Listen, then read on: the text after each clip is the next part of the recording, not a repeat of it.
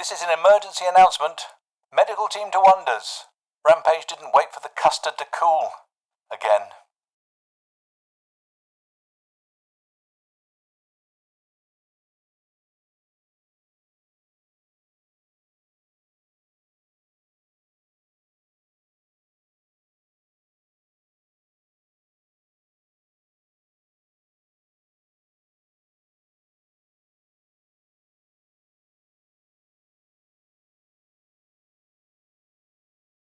There's a strange noise, gurgling and gobbling around the orbital this week. The radio team have very wisely locked themselves in the studio and posted guards outside. It's a full studio this week, and there's more than a little musical chairs going on as everyone takes their seats. However, once everyone's seated and they've all turned their scripts the right way up, this week's tech leans over to his mic and says, "Our mics are, hopefully, live."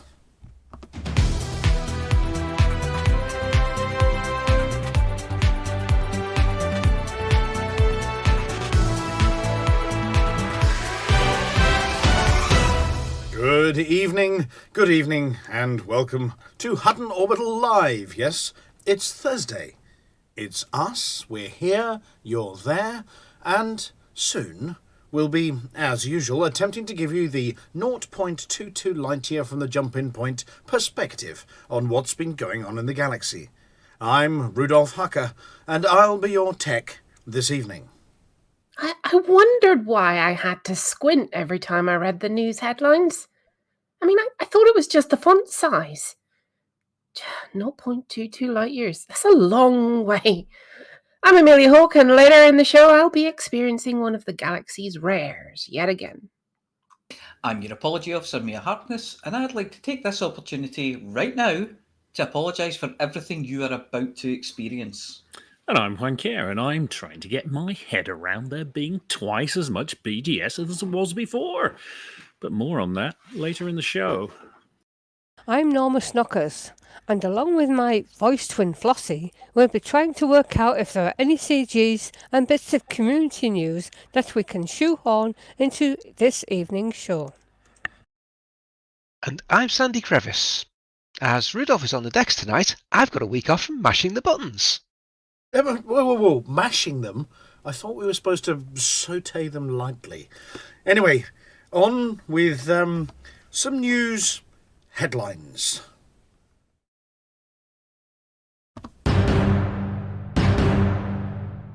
Hutton discovers parallel universe. Prepare to meet the Mirror Truckers.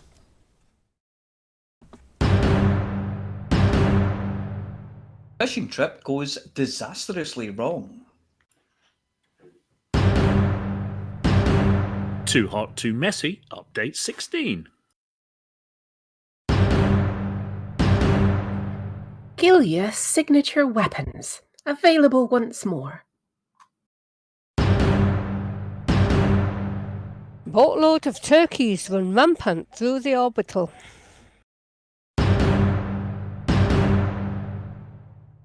In new 2 Scoops update, you can now get chocolate and chocolate chip all in one delicious space dessert.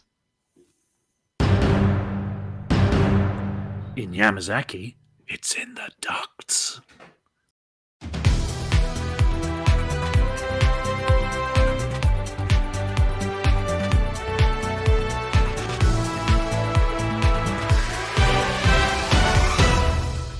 First tonight, we have breaking scientific discovery news courtesy of Hutton-aligned canon scientists, or hacks for short. They believe they've discovered information that will turn the universe as we know it on its head. Something big is coming. No, we don't mean a horde of super swirly space stargoids arriving in the bubble, though there is more on them later. We mean the discovery of a parallel universe. The scientists, who normally spend their time testing the tensile strength of Hutton mugs and wandering about in hazmat suits trying to work out whether caustic clouds clean mugs better than good old fairy liquid and a scrubbing brush, were fiddling with the deep space listening gear when they moved their Hutton mug near one of the receivers, appeared to have uncovered a secret countdown signal. What's more, after trying to discover the origin of the signal, it appeared to come from a separate reality, and what's even more than that, it appears to be a near-perfect replica of our very own universe. Now, as avid space sci-fi fans, they immediately jumped to conclusions and of course named it the Mirrorverse, because Trek. They've theorised that by this time next week, a giant space burp is going to happen, and our own timeline will be splitting into two, branching our very own live universe into two in a form of budding that's, as of yet, not yet named. What's more, they believe that commanders will be able to hop between them at will, visiting both Hutton Orbitals, mugging both galaxies in what we might have to start referring to as a too hot messy times 2. It's understood that the space burp could have far-reaching consequences for commanders, as whilst those of us using PC systems can jump between them at will, our friends from Team Hotbox and Hotps will be catapulted into the Mirrorverse, never to return. Though we can pop over for a little visit every now and again. Does it contain a leather-clad, combat-ready Flossy running a fearsome pirate faction? Does Chix still have his moustaches, or will Mirror Chix have a mighty pirate neckbeard and bare top lip? Will there be an apology officer, or is the Mirror Mere instead to be unashamedly named the So What officer? And are they English? Will Lael Wolf have her hair and youthful good looks back? Is Cecil the president of the Temperance Society and a teetotaler? What about the Mad Monks? Will the alternate versions instead be the sane nuns of Van Marnen? And do we have to rename George's pants to Jane's knickers? We won't know until the space burp happens, but it's coming, and Intarius is worried.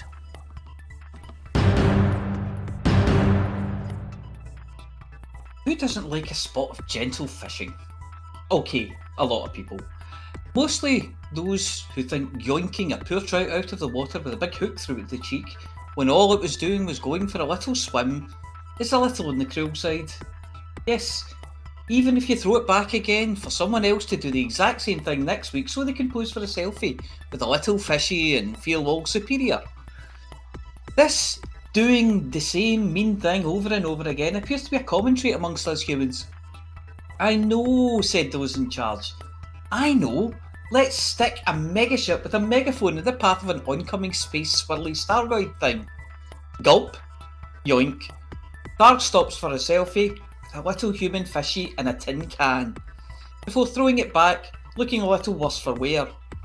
Yes, the Kingfisher megaship gets smashed, which isn't really a big surprise, and to be fair, neither is the fact that they'd permit locked the system so no one else could see what was going on, no one could hear them broadcast the message, "Come and have a go if you think you're hard enough," on the mighty megaship mounted megaphone. They lost contact with it, the super swirly space stargoid swept on, then they took the permit lock off and asked nicely if anyone had a dustpan and brush. And it comes as even less of a surprise that everyone who thought of the mission decided that they weren't actually going to be on the mission. Commanders are reporting that the cargo hold of the Kingfisher appears to have been stuffed to the gild with Thargoid probes, the one thing guaranteed to get Thargoids to attack you, so it's an insurance job then. Our advice to the powers that be is that if you were serious about getting a megaship to interface with the incoming Thargoids, you could do worse than send over the Gnosis, the only megaship in the galaxy to be proven immune to Thargoid attack, repelling 8-sided minis unharmed since 3304.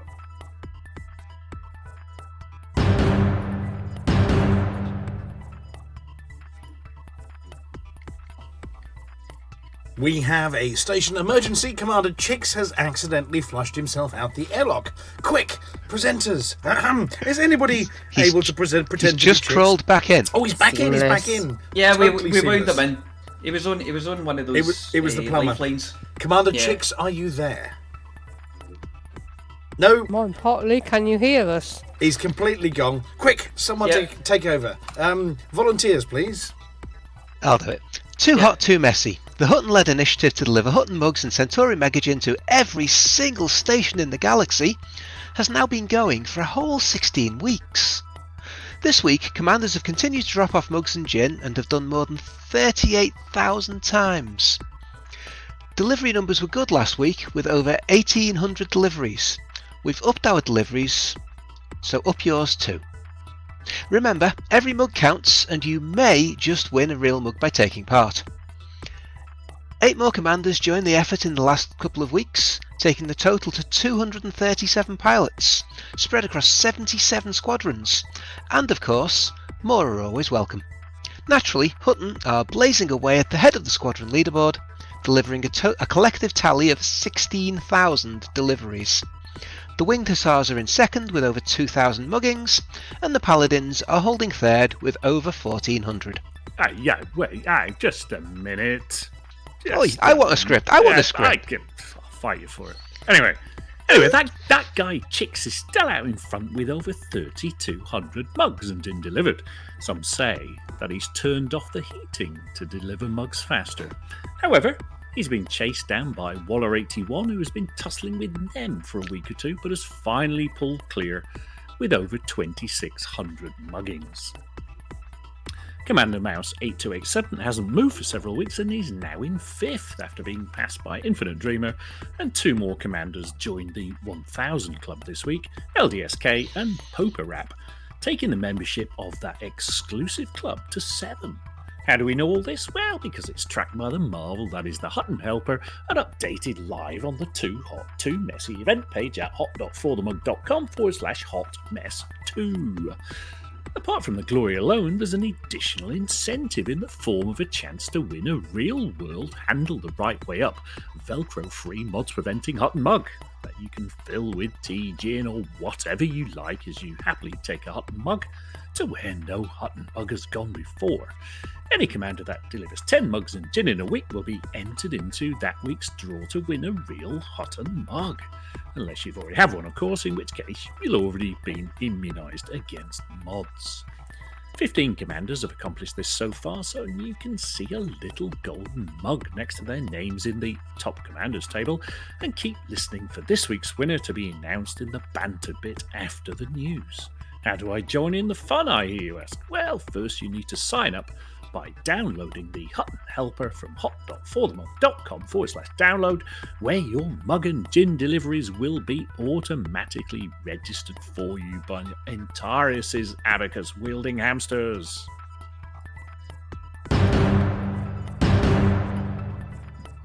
In my role as roving reporter for the Galnet Rares Digest, whilst I've got access to all of them, even when they're not technically on sale, it's nice when we get news that some of the rarest rares, those that have been withdrawn from the commodity markets as the owning faction just don't approve of such things, come back on sale, even if temporarily. Gilya's signature weapons are one such commodity. The owning faction of the system are pacifists. They don't like selling weapons. They made them illegal, and doubly illegal if they're signed. Which has meant that second-hand prices for Gilya signature trebuchet, or Gilya big stick with a nail in it, went through the roof. Almost all of the Galaxy's stock were in private hands. Okay, some of them have been promoted since and are up to the rank of major. And only a very few specialised traders had any stocks safely squirreled away on their fleet carriers. And that's even rarer, as far as we can tell, the weapons have been off sale since before carriers were available to buy. Now, the owning faction, the very hippie pacifist, the Fireflies, appear to be concentrating on something else at the moment. Maybe staring at the scenery in wonder, or off on a camping trip to discover themselves. What they weren't doing was watching what was happening with the Gilya Law Party, who snuck up on them, delivered a strongly worded set of legal papers, snatched the system, and immediately declared that Gilya signature weapons were legal, and of course, highly taxed. Before I go any further, Alvin has asked me to make it very, very clear that Hutton cannot condone any attacks on other player groups, whether at the ballot box or at the end of a beam rifle, and despite our love for rare commodities, would never condone commanders taking action in a system like this just so they could get their name inscribed on the side of a rather martial cricket bat. labelled Mr. Wacky. That said, Commander Rorema, formerly of Hutton, note the formerly, took it upon themselves to give the whole thing a little bit of a push and is claiming credit for single-handedly whopping out the weapons from under the hippies. So, we're going to say both hooray and tisk tisk. And we're both going to clap, but also wag a disapproving finger in their direction. A classic case of Galnet Rares rescues. Hutton don't flip systems. So you have to.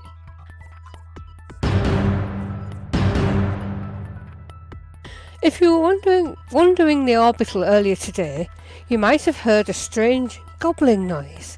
In fact, an awful lot of strange gobbling noises, echoing around every corridor, around every corner. You couldn't help but notice it. Sometimes the sound would seem to move and be accompanied by a bit of squawking or ruffling noises, but mostly gobbling. It appears that Alvin was sent a nice present by his friends from the night shift.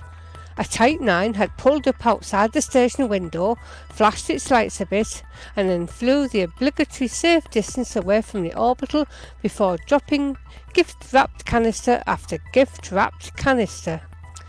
Waiting small ships ferried them to the landing pads and unloaded their contents into the docking bay.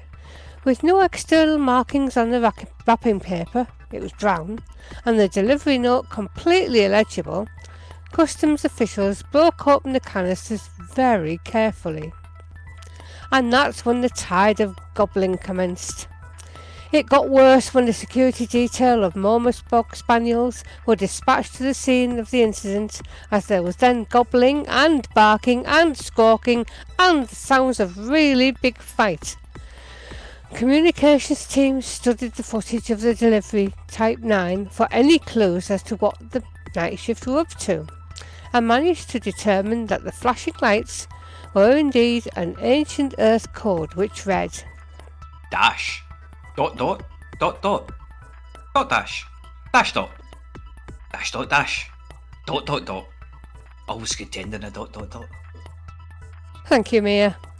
What it actually said was flash, blip blip blip blip, blip flash, flash blip, flash blip flash, bip bip blip. And now I'm seeing purple dots everywhere because I was staring at it. Which, when put through the Hutton translator simply said thanks. And then the penny dropped. That explained all the pilots wearing pumpkin heads, and of course when we turned the delivery note the right way up, explained why it's do not open until the 24th. So, happy Thanksgiving to the night shift and the Merkin people. We'll enjoy chasing the turkeys around the station and rounding them up, then gobbling them.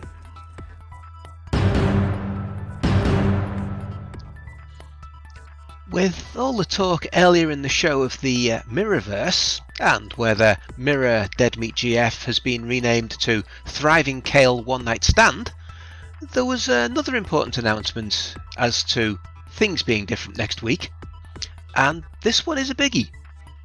With vanilla Mirror Mortals being consigned to the parallel universe along with our brethren and sisterin from the Hotbox and Hotps side of things, that's left the rest of us with a rift. There are those who like space, and those who like space and walking about. And to date, in order to meet up, we'd have to switch systems on our ships to space-only settings in order to meet up. Yes, the choc and choc chip lovers were kept well apart, but from next week, ice cream outlets and shipboard systems across the galaxy will be able to put both scoops in the same cone. It appears that the space burp has been caused by a not enough space reading drive G, that's G for galaxy. It was just too full. The budding this is happening is a natural consequence of there being just too many of us in one place at the same time, mostly with fleet carriers. It has something to do with the critical mass of carriers. So when the space burp happens, a bit like the snap from Marvel Legends, all those disappearing off to find out whether their version of Norma Snockers is called. I'm not reading that. That's too rude even for me to say. Should we just say that the mirror version isn't the same? Anyway, with them gone to the place where the Friday night quiz and Drabble competitions are run by remarkably sane Bullock, it means that Shipboard Systems will have the bandwidth to get in touch with your space buddies once more without flipping the big switch. And as Hutton's all about PWP, that's player with player interaction, that's a good thing. Oh, and we've also been reliably informed that it's all an evil plot by Tharg, and that he can't be bothered to switch galaxy modes to wipe us all out. With just a single outbreak, a self-inflicted infrastructure failure, and a self-inflicted war, it's been a lot quieter around here than of late. More on those stories coming up. Bottom of the heap this week, as usual, is Barnard's Star floundering in its fecklessness on 32. I could, of course, make some lame excuse about it still recovering from an infrastructure failure, but, well, why bother? It is, after all, Barnard's Star, our very own beacon of mediocrity. Currently, the latest in an endless succession of wars is just about to start, tying up almost a quarter of system influence, so it'll be well into next week before it's worth trying to move Hutton influence. Next, Stein 2051 was recovering well from last week's 37, briefly reaching 40, but then once again started a steady slide and is currently sitting on 35. Just above Stein 2051 are the Epsilons, Indy and Eridani. Indy, on 37, is still recovering from last week's outbreak and is notoriously slow to move. Eridani was doing well but lost 5 points in the week, ending just above Indy on 38. Poor little Avic, thinking that it had shed its woes, albeit temporarily, has reached 43%, a good 20 points higher than its nemesis, Sirius Corporation, but an outbreak broke out on Saturday, halting its recovery, shipping meds to Bruce Prospect via the medium pads. The latest of our adverse states is in Y0855-0714 and takes the form of an infrastructure failure. We're not quite sure what it is about Yamazaki Landing, but we installed the same filters there as every other station in Hutton space, but they only last a third as long. Perhaps it's the local brand of cooking oil and taste for Ucheong chilies in the 17 branches of McThargoids. In Yamazaki, that's the problem. Anyway, whilst our hazmat crew strip out and decontaminate station scrubbers, filters, ductwork, piping and, well, everything really, and dump it into the local star, shipping supplies of water purifiers and power generators ready for them to refit. But remember, medium pads only. At the overachieving end of the Hutton Systems table, we have only 3 systems above 60%. As mentioned last week, we expanded from Haghole into Midcut, and there are no other player factions, 1 orbital station, but most importantly, it has a vaguely rude name. Alvin has decreed that we are staying. So, the war to stay started today, and we need to win 4 days of the next 7 to start our residence.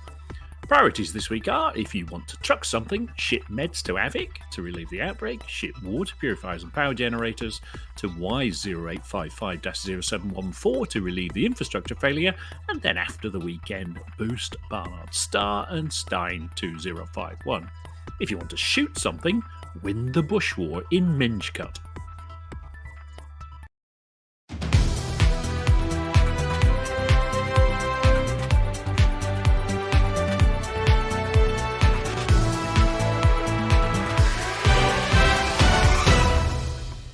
So that's a short back and sides there then, yes? Yes. Or a mohawk. Yep. Or Or a I think Brazilian. it's called a landing strip. a Yes. necking cut. Hello, everybody. It's us. We're back in the studio. There you go. Let's put some pictures of spinny ships up on screen. It's nice to be back in this chair, and I'm really glad you've not smashed the arms. You know, the swivelly bit still works. The uppy downy bit still broken. Is Yeah, and is that's there an just end of a Chix. The finger chair's in? working as well. Is there the end of a finger in there somewhere? Yeah, just wedged. Yes, count to 10. No, I think that's a toe. I don't know what kind of. Yeah. It's definitely yours, Chix, because I think the finger's hanging onto a 20p piece. says the jock. Yes, I- exactly. I just want to know whose the chewing gum underneath it is, because I keep putting my hand in it. It's not mine. Sorry don't- about that. Yeah, it's fine. Don't worry about it. It's lost all its flavour anyway. I had a soup earlier. That's not chewing gum. Right. No, that's what I thought.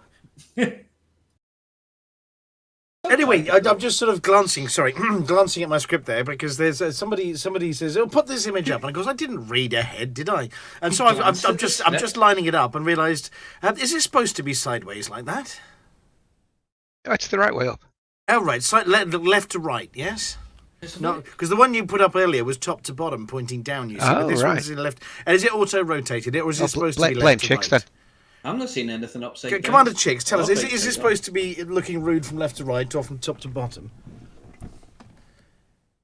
Oh no, he's gone away again. Yes, indeed. Sorry, yes, indeed. So from left to right then. Okay, well I've got that ready for a minute. Having plumber conversations. Yeah. Anyway, we're joined in the studio by the return of Amelia. Good evening, Amelia. Hello. How is Space Mods? Space Mods is devastating. You know, I've not had a good year with mods. No, you haven't. Well, we'll save the in-depth analysis of the Green Lurgy until the green room bit in a bit. But Apology Officer, good evening. Good evening. You're here, and Chix is here. Yeah, well, Vaguely. Mostly. Vaguely. How was the trip out the airlock? It's brief. It's cold outside. And there's no kind of atmosphere. His eyes were really bulging. I sort of got back normal. in 5 seconds after my cue because I fumbled the latch. Oops. That wasn't fumbled. We just weren't quick enough locking it properly. Yes. But you're right. It is cold in here. It is definitely very cold in space and big. Heating for a week. No. You did shut the door after you, didn't you? Oh, it's gone right down my spine, that one. And we've got the litho breaker here also known as Sandy Crevice. Hello. Hello, thank you very much, Litho, for your efforts and that of your tech double stand-in, or my other double tech stand-in as well, overlight over the last I'm few just weeks. a geek at heart. Yeah. If somebody puts a line of buttons in front of me, I've got to push them. Yes, and have there been any more stitchings or stitch-ups since last time? Or were I don't think proper? Because I only was catching it again in sort of after the event, and it sounded very good. So I thought, well, yeah, just double check how many seams. We've been mostly seam limited. There's not been quite a seamless show. Well, last week we only spotted the seams we finished and found that we hadn't hit record at the start of the show. That wouldn't be the first time or the last time that one's happened. No. And we've got Flossy. Hello, Flossy. Hello. We've got to check, whether you're Flossy or Mirror Flossy. So, Flossy, combat in space combat zones. Your feelings on this? Only on planets. Only okay. So you're only half a Mirrorverse Flossy. You're not evil Flossy this week. No. Right. So do you want me to put this image up first? No, Commander Chix has been given 5 minutes to go and latch the door. So he's going to be back. So we'll explain the space burp because Amelia, because you had space mods, didn't know about the space burp. Exactly. Yeah, okay. So the space burp is going to be happening sometime soon, and the Pilots Federation came out and said there's just no more space for everybody in the galaxy, it's too full. So we've applied some scissors to it. So they're going to chop the bit marked 3.8, the vanilla version, Horizons, with the scissors, and it's going off into the Mirror universe, all on its own, with its own Mirror BGS and its Mirror Commander Progress. Is the universe having a baby? Pardon, what?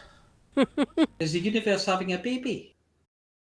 Well, yeah, it's No, it's more of a Siamese twins thing. Yeah, it's sort of a clone. Conjoined twins. Yeah. I thought, because I was going to say the easy way to explain it is when a mummy universe, a daddy universe love one another very, very much. Then they get divorced and go their separate ways, yes. They have a bit of a bang, not a big bang, but just a bit of a bang, and a baby universe appears. Yes, so there will be a second universe appearing, which still has you in it, Amelia.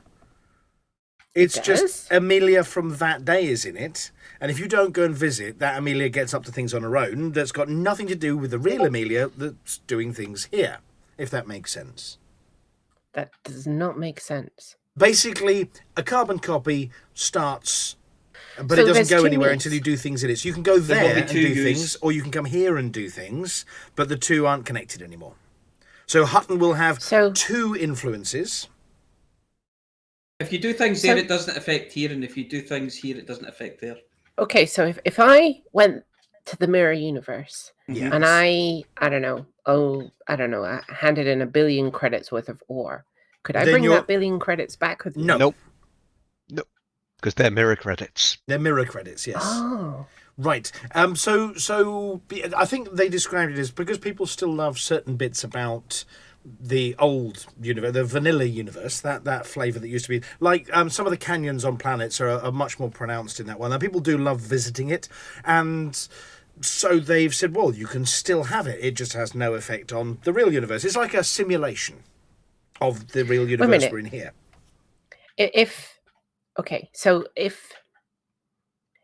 Okay. Let me think. Yes.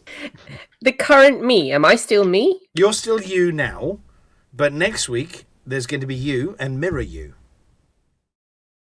It's a bit like when the Pilots Federation run those universe simulations just before something big happens in the universe, where they simulate a complete cloned copy of everybody and everything that you can go and explore as if you were that person in the new what they think is likely to be coming in the next sort of big flop or big bang or whatever it might be that time. Okay, so But- my type 9 Ermintrude.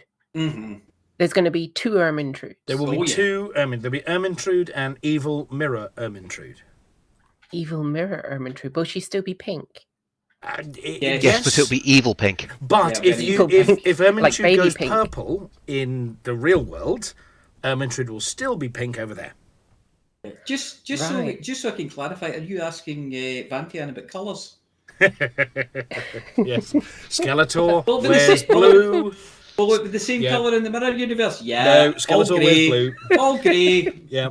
So yeah, Um, so the space bird. So what happens is, up until next week, you're fine and dandy and tickety boo. As of next week, the evil mirror You'll universe still be is fine and created. dandy. Yeah, So and it's been if referred after to as next week you buy another Type 9, I know cheating in Ermintrude, but let's not say that. Say you buy a Type 9, or you might want to buy like an Imperial Clipper or something. You buy that, but then you go to the mirror universe, you then won't have that, but you'll still have the money that you spent on it. Yep. Right. And anything you do from that day on will only happen in this universe. And anything you do in that universe from this day on will only stay in that universe. There is It one sounds- exception to that, by the way, which we'll What's just the go exception? into. There is an exception. So we've been Is that? talking to Snuggles McKeague, and we've been talking to the Antarius Fusion, because obviously we've got the too hot, too messy thing going on to deliver mugs everywhere in the galaxy to keep them safe from Oh, mods. We understand that through the power of wibbly, frameshift-controlled heating of Hutton mugs, deliveries of mugs there will probably inoculate here against mods. Yeah, because we're not going back to do all that again. No, we're not going back to do all that again. But also because our friends from Hotbox and Hot PS are going to be in the mirror universe only, so they're going to be their evil selves now.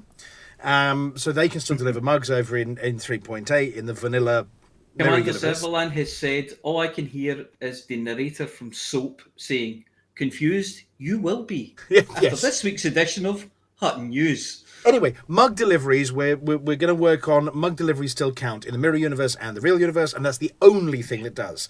Now, we don't know what's happening to That's because of quantum mug tanglement, wasn't it? quantum mug tanglement, yes. But that's the only thing that will carry over. But you can pop over there and join in. Now, we don't know what's happening to all the Hotbox fleet carriers. Are they going to stay here and become derelict, or are they going to vanish magically and just appear in the mirror universe? We don't know this one yet. We'll have to find out. We also vanish magically. My Hotbox fleet carrier. will only go to the mirrorverse. And obviously, if you have to maintain it, you may have to put twice as much time into maintaining that I'll one put and all this the money one. for my Xbox Commander into it. Once I Yep. transferred across, it's on my Xbox, I just put all my money into it and left it because it's sitting at it's 10,000 light years out, but it's get repair and restock facilities and 20,000 tons of tritium on it. So Yeah, well, the other thing we don't know is obviously in terms of squadron management, how that's going to work, and membership as well. We suspect it's going to be have to log in as Hutton Truckers there and Hutton Truckers here, but also you'll have squadrons here and empires there. Yes, absolutely. And what we have said is because it's going to be too much for Chix to to keep up with every single week. And yeah, ding. Then we the Hutton BGS stuff, the maintenance of our mighty little corner of the galaxy, we're only going to concentrate on the live one for the main sort of chit-chat, though we would love if our Team Hotbox friends and those still playing in the vanilla universe, the Mirrorverse, could vaguely keep an eye on Hutton. That'd be marvellous. But the main reporting we're going to do is I'll be honest, I don't know if anybody's still playing an Xbox, so you might struggle with that. Yeah, well, okay. Well, just as long as somebody can pop in occasionally and check that we still own Hutton, that'd be quite nice. But we're not going to worry too much about whether it's an infrastructure failure. After all, it is the Mirrorverse. Evil things happen. Okay, can we all move on with our lives now? Yes, we can. Yes. Yay! Just one last question on it. Have we actually had it confirmed which of the two universes is the evil one? Yeah, the other one. Well, all we do is next week's show. If it's got a beard. Sure. It's got a beard that must be evil. Yeah, if Flossy turns up in leather next week, we know which one we're in. Okay. Okay. Cool. Facial hair equals evil. Yes. Yeah. One other question is, speaking of facial hair equaling evil, carry on. There must be a facility somewhere. You know, like when you your cars, you can't even sell it as a second-hand car. Your second-hand fleet carrier. Imagine how big the crusher must be to put the fleet carrier. I don't know. I think it must be like piranhas. They probably don't. They won't have a crusher. They'll just cube of duralumin or whatever. No, they won't have a crusher. They'll just push it into a black hole.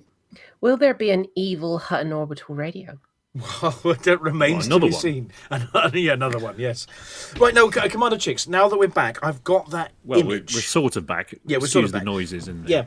Yeah. Still fixing all the ductwork at Yamazaki. Before we do that, quick reminder that there is a green room this week, so if you do want to pop in, Commander Rorema, and explain your actions to Alvin as to why you were naughty to another player group, and then get a pat on the back for getting the rare back, then do pop into the green room later in the show. The server address, Commander Flossy, is... ts.forthemug.com. And the apology officer, that is not a... It's not a website. But what it is... TeamSpeak server? Yay, there we go. Okay, so that's later. Now, shall I put up this image, especially for Commander Chix now on screen? Hang on one second. I've hidden it. There we are. It looks like this. It's I can't see it yet. I know what it is, though. Yeah. But what I really want to know is... Oh, come on, there it is. There you go. It should have been the other way around. That's what I was asking. Who on earth who is VSVN? That's what I want to know. It's the very sexy Van Marnen's nuns. You mean like that? Look, I've turned it. There you go. VSVN. There we go. It says VSVN on it now. Yeah, who is VSVN and why are they at the moon? And why have they got big solar panels pointing at the sun? And are they Thargoid infiltrators? The Venusian nubiles. The very serious visible knobs. Yeah, right. Okay. And that's right. The Stop very laughing, secret it's very Vice serious. nightclub. Yeah, but Yes. obviously, if you're watching from the mirror universe, it would look like that. Very steamy and very naughty. Yeah. Or That's an advert for one. Did you been warned about that? Right. Any others while you're thinking? Anybody? VSVN. I don't know. No, I can't think of anything. My creative brain hasn't worked this week. Oh, there you go. That's The very silly vertical nipples. Now can we move on? So isn't CGI good these days? It is, yes. I mean, these fake moon orbits. They're even better than the fake moon landings. Shall we... that's the Artemis program that sent a rocket up there to go round there and then come back again 26 days later or something, isn't it, that you're talking about? That's the pictures, the live-ish sort of recent days pictures from the moon. Hell of a coach tour. Yep. Yes. And so Artemis was launched, it went up, it then sort of split into bits, then it split into smaller bits that it threw out, and a couple of them stopped working, and it's going to do a couple of laps, isn't it? And then come back again. And I think it's going to be the furthest anything's ever been, a potentially personed spacecraft has ever been from planet Earth. They refer to it as a human-rated Well, spacecraft. no, obviously Voyager, but it's No, a obviously human man-rated. Yes, Yeah. human person-rated spaceship. Or person. Person or what, or not person? Yes, but then Voyager's a probe, and this is a spaceship. So Yes. Not the spaceship from the then, Earth. also talking about the moon, the second item you've got down here Yes. is who wants to look after this one? Sure, apology officer. Do you I'll wanna- go do you for wanna- this one. Yeah, I'll take this one. You'll take this one. Moon bases. Howard Who was on Laura Kunsberg on Sunday, and he was saying that it's very possible that everything all going well, that we will have a moon base, or habitats they're calling them, on the moon by the end of this decade. Right. So, I want a moon base. anybody here remember the 1970s? Oh, Yep. I remember I do the indeed. 1970s. Yes. I was born Anybody in the here remember 1970s. things about moon bases and what happened afterwards in the 1970s? Oh, I remember Moonbase Moonbase Alpha. Alpha. Yeah. Yes. And what Yeah. happened to Moonbase Alpha? Well, The moon got thrown out of orbit. yeah, because they dumped a load of radioactive waste on the other side of the moon, and it all went bang. Yes. No. What happened to Moonbase Alpha is they went off and had a wonderful adventure. They did have a wonderful adventure, didn't they? Yes. And they Um, found a wonderful space lady who could turn herself into a cat. Yes. Yeah, I do remember that bit. I have no idea what you're all talking about. No, it was 70s stuff. It was pretty trippy, if I'm Yeah, honest. it was very very trippy. The music was trippy as well. So that was Hutton Moonbase Face, whatever it was. Moonbase But face. then there seems to have been a landing incident over on planet Mars as well in the Yes. news this week. That it was reported that space probes have spotted a big dent in Mars. Yes. Something has crashed into Mars. It might have been a long time ago, but it might have Wasn't been. me. Yeah, it wasn't me. Not me. No, come on now, come on. Thrusters, did you switch your thrusters off? Did you now? Because there's one of those ones. It's not going straight in. It's one of those ones that's crashed in sideways and slid along for a while. Definitely not me. That might have been me then. Ah, Yeah. right, okay. Well, this one was apparently they saw it being formed. So they were doing one lap and it wasn't there, and they did another lap and it was there. And apparently it's not supposed to happen very regularly, and they've actually seen something bump into Mars. Yes. Yep, and so they've got sort of big splash damage, and it does fairly. Did they get its number? Right, yes. Did you get the reg plate on that one? Then, who should we look after this one? The next one, Litho Break. Yes. Shall we? Cornish Virgins launched 9 satellites from Jumbo Jet. So I know That's that not a headline you get to read every week, is it? No, it isn't. It isn't, no. So we mentioned this one about Spaceport Cornwall a few weeks back, Yeah. and about aeroplanes throwing rockets at space. Is this one of those jumbo jet launched under the wing, Yes. turns into a rocket and zooms off into the distances? Well, Yes, that's the one. Oh, it's a Virgin one. Oh, Yeah, wow. and they've released pictures of the 9 satellites. They're going to be the first ever payload to be launched to orbit from the UK. They go up on a rocket operated by... They are not. What? Black Arrow project in the 1960s. What, first payload to be launched to orbit from the UK? Yeah. The UK is the only country in the world that used to have orbital capability and dropped it, ditched it. Well, there we go. So you have to write to science correspondent Jonathan Amos at the BBC to tell him he's a wally and he's got it wrong. Which There's a rocket in the National Museums of Scotland in Edinburgh, and I can't remember. It might have been a Black Knight or a Black whatever you called it. That'll be the Black Arrow. I'll need to look, but I think it might have been a Black Arrow. Yeah. Well, we do suspect that. Oh, sorry. Go on. So Britain used to have orbital capability. We actually put a satellite into orbit, proved we could do it, and it's a bit like when dogs chase cars. We got there, we peed on it, and we walked away. Right, fair enough. Yes. No, done that. On to the next thing. Now, we do think the Pilots Federation might want to get some lawyers out because it's a Cardiff startup called Space Forge. Very carefully, not Stellar Forge, but Space Forge. Yes. Apparently, he'll be demonstrating key components for future orbital stuff.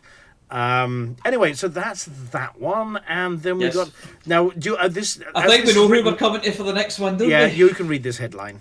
Is it, Hoots man, there's rockets loose about this house. So Cornwall aren't the only ones who are having a spaceport.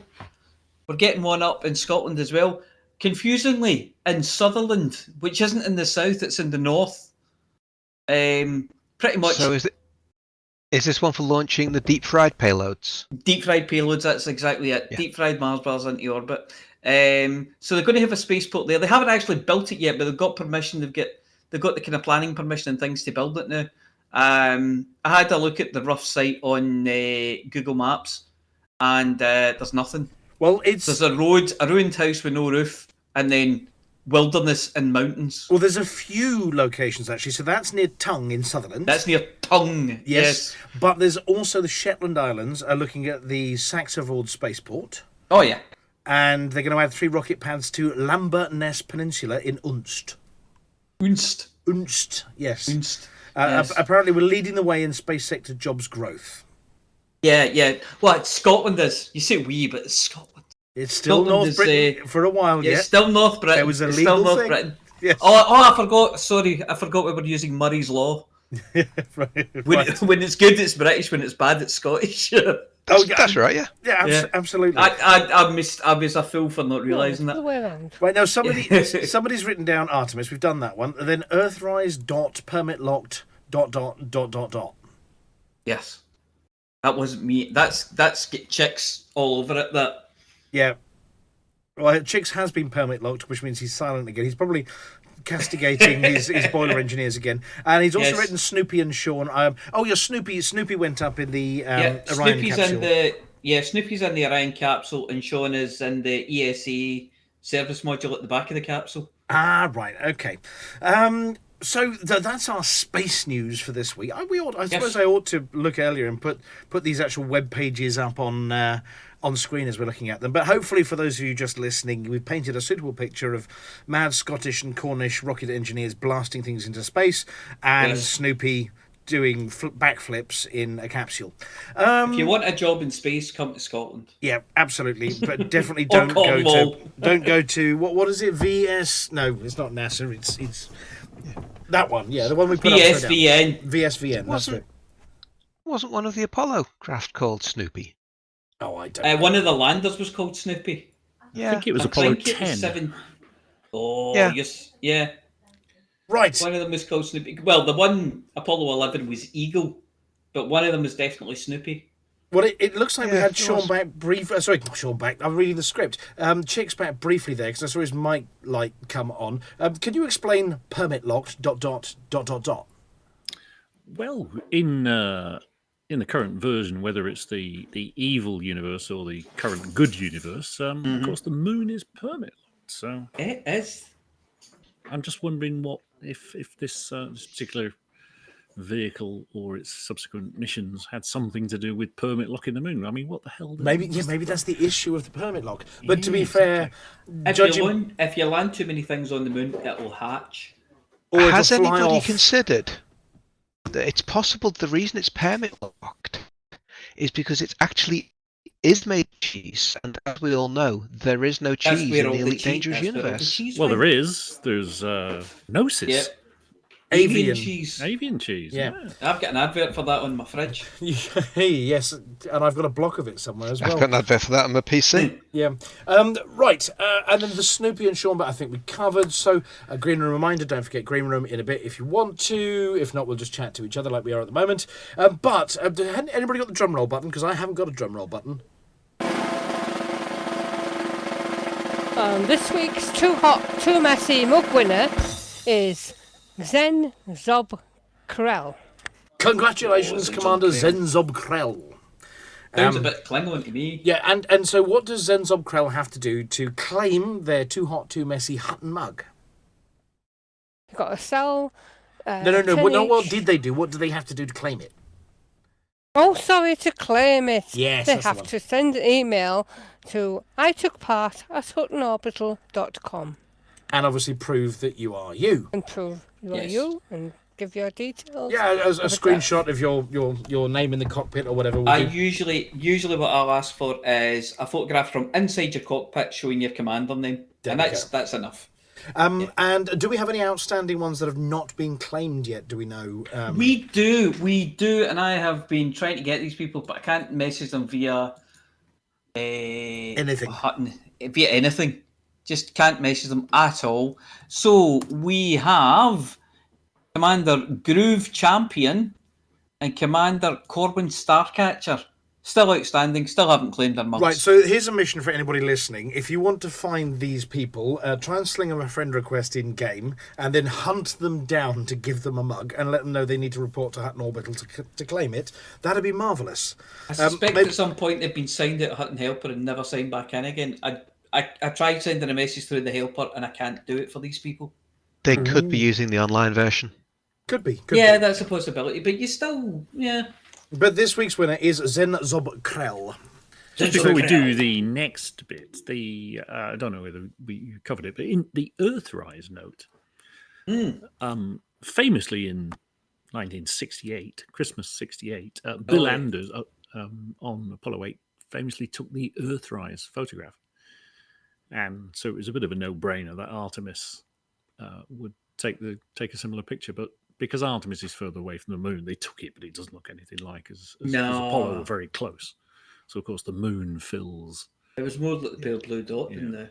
So that was the note of the Earthrise. Funny enough, he nearly didn't take that photograph.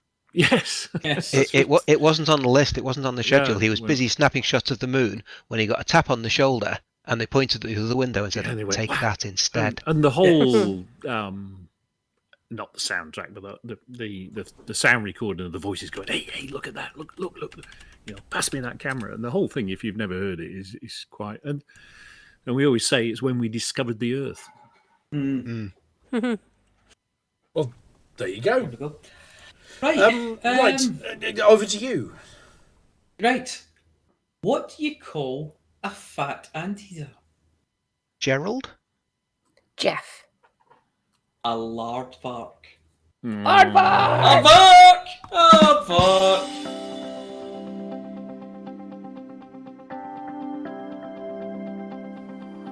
It's Flossy. It's Flossy. It's Flossy. It's Flossy. And the community goes. Hello, Flossy here with this week's CG News. Last week's CGs, Xeno Peace Missions Request Supplies, finished just short of Tier 2, with 13.5 million units collected. Protect deliveries for the Kingfisher finished at Tier 3, with 57 billion credits earned. As the CG was successful, the Kingfisher was deployed to the Hyades Sector YOQ B5-1 system. However, a Pilots Federation alert was issued today, which said, "Contact has been lost with the Kingfisher megaship in the Hyades Sector YOQ B5-1 system, but just over a day since its arrival. The Kingfisher was equipped to transmit signals to the interstellar anomaly named Taranis, with the goal of opening communications with it should such a possibility exist. Over 3,000 supporters of the Xeno Peace movement were aboard the megaship when it departed the Anderval system." Rani Zaman, a spokesman for the Thargoid Advocacy Project team monitoring long-range comms with the megaship, issued a statement to the media. "I regret to say that all attempts to raise the Kingfisher on any frequency have failed. The last message we received was highly distorted, but seemed to be a distress call.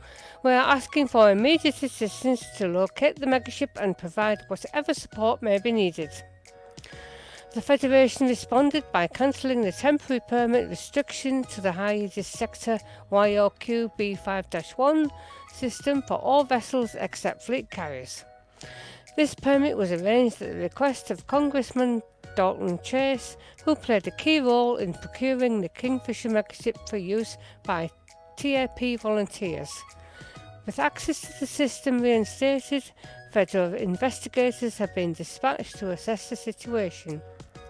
Observers have confirmed that the Taranis anomaly passed through the Hyades sector YOQ B5-1 at faster than light speed.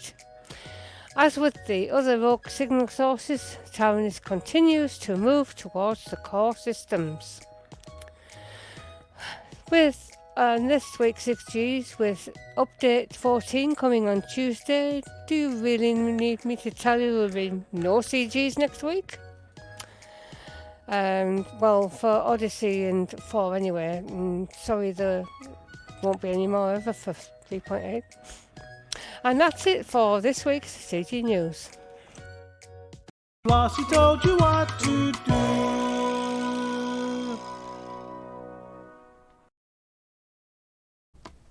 And I've just put a note in the script here. That's silly me. I forgot to announce something I was supposed to announce before we did that bit and before we do the next bit. So I'm going to do that bit now. So in your heads, rewind to before Flossy. There's one more bit. Breaking news. A contract has just come through. I've just had a message from our friends over at HCS Voice Packs that not only will we be seeing Claudia, not only will we be seeing Mr. Shatner, not only will we be seeing Brent Spiner, but we've just had the contract through for the lovely Gates McFadden as well. Oh, very nice. Yeah, who played Dr. Beverly Crusher on Star Yes. Trek Next Generation and was also the choreographer for the movie Labyrinth.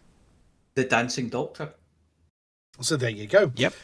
So yes, that was the breaking news. I did promise Paul that I would mention it, and I'm going to hand back over to our usual broadcast. And now, over to the Renee and Renata of news.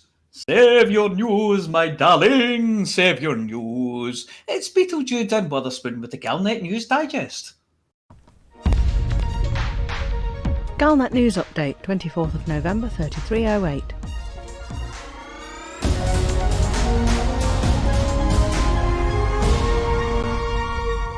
Logs recovered from the wreck of the Peace mission megaship has shed light on its fate and strongly suggest that Stargoid Taranis is less interested in peace with humanity than the Thargoid Advocacy Project wants peace with the Thargoids. Rani Zaman of the project, who'd been monitoring the Kingfisher from its base in Andavandal, explained that a garbled message, believed to be a distress call, was received this morning, and that Congressman Dalton Chase had arranged for the permit lock to be removed to allow search and rescue ships to check on the welfare of those on the Peace megaship. Fleet carriers are still not permitted to visit the system for reasons of safety. The Kingfisher was discovered at around 8 this morning, completely destroyed, well before Stargoid Taranis passed by the site at just before 5 p.m. this evening. Taranis is now well within the human bubble and continues to head towards the heart of the region. It appears from the logs that the Kingfisher was destroyed by Thargoids accompanying Stargoid Taranis, and that the Thargoids waited near the wreck to collect the escape pods of those who tried to save themselves. Thargoids are known to collect escape pods, although the reason for this is not yet understood. Galnet News Digest has obtained copies of the logs recorded by Dr. Elias Pope during the voyage of the Kingfisher. These logs are available to anyone who scans the comms uplinks on the wreck, and commanders are urged to visit the site for themselves. If you do not yet wish to hear the logs, stop listening now. What to say. I suppose I should start at the beginning. This is Dr. Elias Pope, standing aboard the Kingfisher. The megaship smells brand new. All aerosol sprays and adhesives. Our research equipment is current generation. Even the corridors have been polished. Dalton Chase sure kept his word. Everyone on board is excited about the mission ahead of us. We've been given the chance to make history. This ship, carrying over 3,000 supporters of the Thargoid Advocacy Project, aims to greet the first of the rogue anomalies headed towards the core systems. Taranis. We want the first human ship it meets to be one of peace, not war. My role is to lead the team seeking to open communications with the Thargoids. Now, we're hardly going to strike up a conversation anytime soon. We don't even know whether the aliens recognize human communication methods, but we have some ideas. There are multiple methods of sending messages without a shared language. My team has proposed various data sequences, audio cues, light patterns, and such. If we can establish any level of response, then we'll have something to work with. Imagine the incredible opportunities for both our species if we can make contact. True contact. not just an exchange of weapons fire. If they hurt us, I get goosebumps just thinking about it. Our jump to intercept Tyrannus is scheduled for an hour's time. I'll update when we arrive.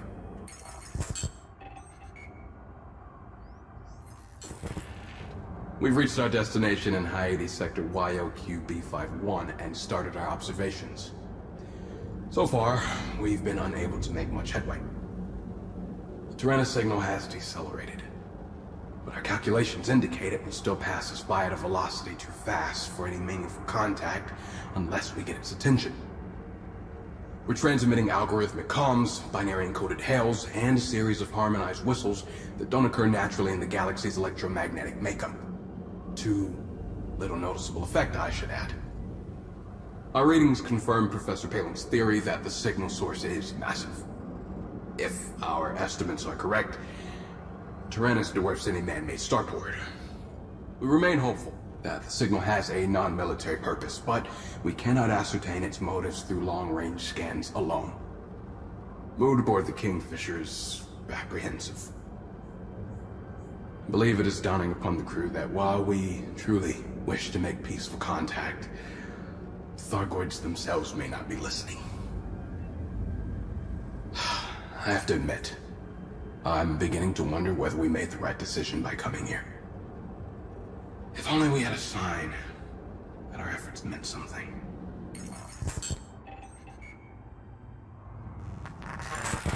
This is Dr. Elias Pope. I'm standing on the bridge of the Kingfisher.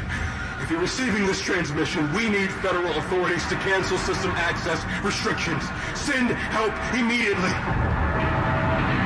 The ship has been attacked by multiple Thargoid vessels. They swarm the system as Tyrannus passed through. We are defenseless. After days of silence, we heard a noise from the Tyrannus signal moments before it entered the system. I don't have time to analyze it properly, but the Thargoid ships appeared moments later. This mission was doomed from the start.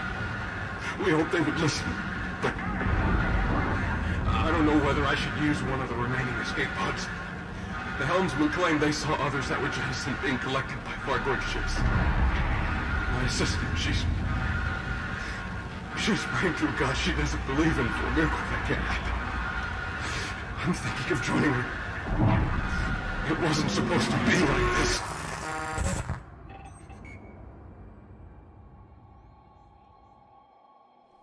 The failure of the peace mission is a devastating blow to all who had hoped that peace might still be possible between humanity and the Thargoids. An escalation in the long-running Second Thargoid War now seems inevitable.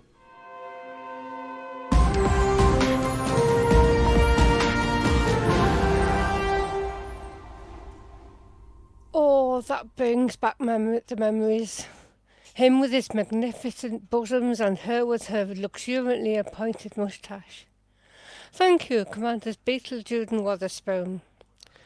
Speaking of things from the 80s, which make you cringe and possibly throw open your mouth when you hear them, it's Mia Harkness with the Hutton Helper results.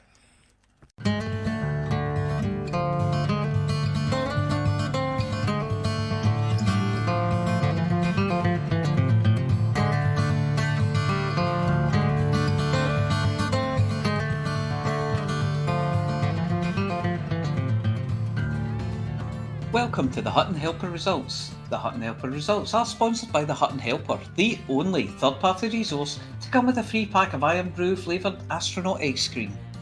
This week we have the following events: the Braubricht Starlichtnacht Cup, the You Can Stack More Square Sausages on a Cargo Rack Tournament of Tournaments tournament, the Gonna No Day That Deja Vu Trophy, the Aerospace Bolus Charity Shield, the Scottish Space Force All Wear Red Jumpers Spectacular, and the Westray to Papa Westray Rocket is now leaving and it's arrived award. So, may your lum always reek, don't go to Auchenshoogle, and never buy a used rocket from a man in Sutherland, which is in the north. See, you can't trust them. The Hutton Helper results are: Comet-born jumped 51,000 light years to come first in distance travelled. Torquay Mouse sold 115,000 tonnes of cargo. Mindwhippy is top mission runner this week with 150 mission points. Come on, people, 150? You can do better than that. Speaking of doing better than that, it's a whole row of ducklings following Mummy Duck this week as Alex Zuno handed in 2,222,222,222 credits worth of bounties. Tragic backstory. Handed in 324 million credits of combat bonds, and Akana delivered 1,344 people to their various destinations. So, decals this week for Akana and Jean-Luc Picard 2305 for Thargoids Destroyed. Please email itookpart@huttonorbital.com and arrange to collect your Hutton decal kit, which this week consists of a Saltire for your antenna, a tin of tartan space paint, and a deep-fried battered Hutton decal. There have been 17 Hutton runs in the last 7 days. The top 5 are Sharon Valeri at 1 hour 22 minutes and 41 seconds. Kippy Azyemune with 1 hour 23 minutes and 39 seconds. Uber Dave 5993, 1 hour 24 minutes and 3 seconds. Norbert Patanod, 1 hour 24 minutes and 6 seconds. Quadrivium Resonance. That thing. 1 hour 24 minutes and 8 seconds. Anyway, there is a whole galaxy of stuff out there needing unfriendly, dejected, pointed, man-handled or woman-handled, smeared, deflected, irrigated, emphasised, sniffed, snuffled, postponed, hidden, flipped, flipped, mistranslated to and from Spanish, chilled, mugged, gin, shot, shipped, rescued, tickled, looted, repaired, destroyed, bought, sold, squeezed, inflated, burnt, frozen, liquidated, evaporated, smelled, licked, discombobulated, recombobulated, polished, headbutted, rubbed, compressed, enveloped, strained, fermented, murderized with an S, interrobanged, upcycled, violently downcycled, disallowed, reallowed after consulting VAR, smelted, loved, adored, cherished and probated, and you can earn yourself a very fetching Hutton decal for doing it. To get involved, you just have to go to hot.forthemug.com and download or sign up for the spectacular Hutton Helper, available in 3 exciting formats. Let's face it, anything has to be better than getting on a McRocket and finding out it doesn't have a space kludgy. Anyway, that's it for this week. Back to Studio 5.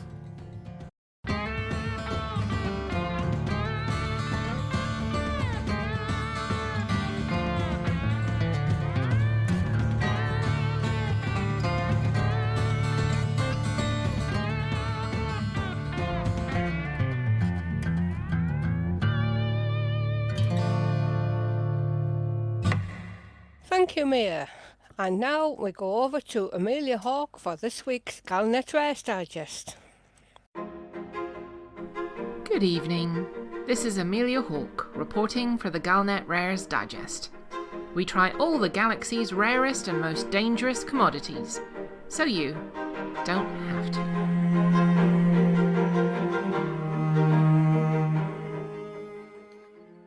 As Gilya signature weapons are back on the market this week, we thought it would be good if we revisited the rare, last reviewed in April 3307. So, Gilya signature weapons. Not just your run-of-the-mill battle weapons, the kinds of things that turn you into a walking war machine, but the rarest, most stylish and handcrafted personal weaponry that money can buy. The artisan weaponsmiths of the Gilya system have for centuries studied warfare. From Sun Tzu's Art of War, through Caesar's Gallic Wars, and right through to the seminal text on conflict. Men are from Lave, women are from Deso. From a young age, they undergo extensive training in the martial arts, in particular, those that involve hitting people, shooting people, and generally introducing people to the pointy end of a stick. As part of their training, They study armed combat through the ages, and due to the many ancient weapons of war being consigned to the history books, run a very special facility. It is in the Gilya forges that their artisans recreate weaponry that has long been forgotten by the passage of time. From trebuchets to tanks, Desert Eagles to pocket tactical nukes, they have blueprinted just about any way humanity has found to be mean to itself, and in more recent years other species. They can faithfully remake it to order. If you have a hankering to pose like Bruce Lee with some nunchaku, or point a 44 cal Magnum revolver at someone and drawl, "Do you feel lucky, punk?" then Gilya is the place to go.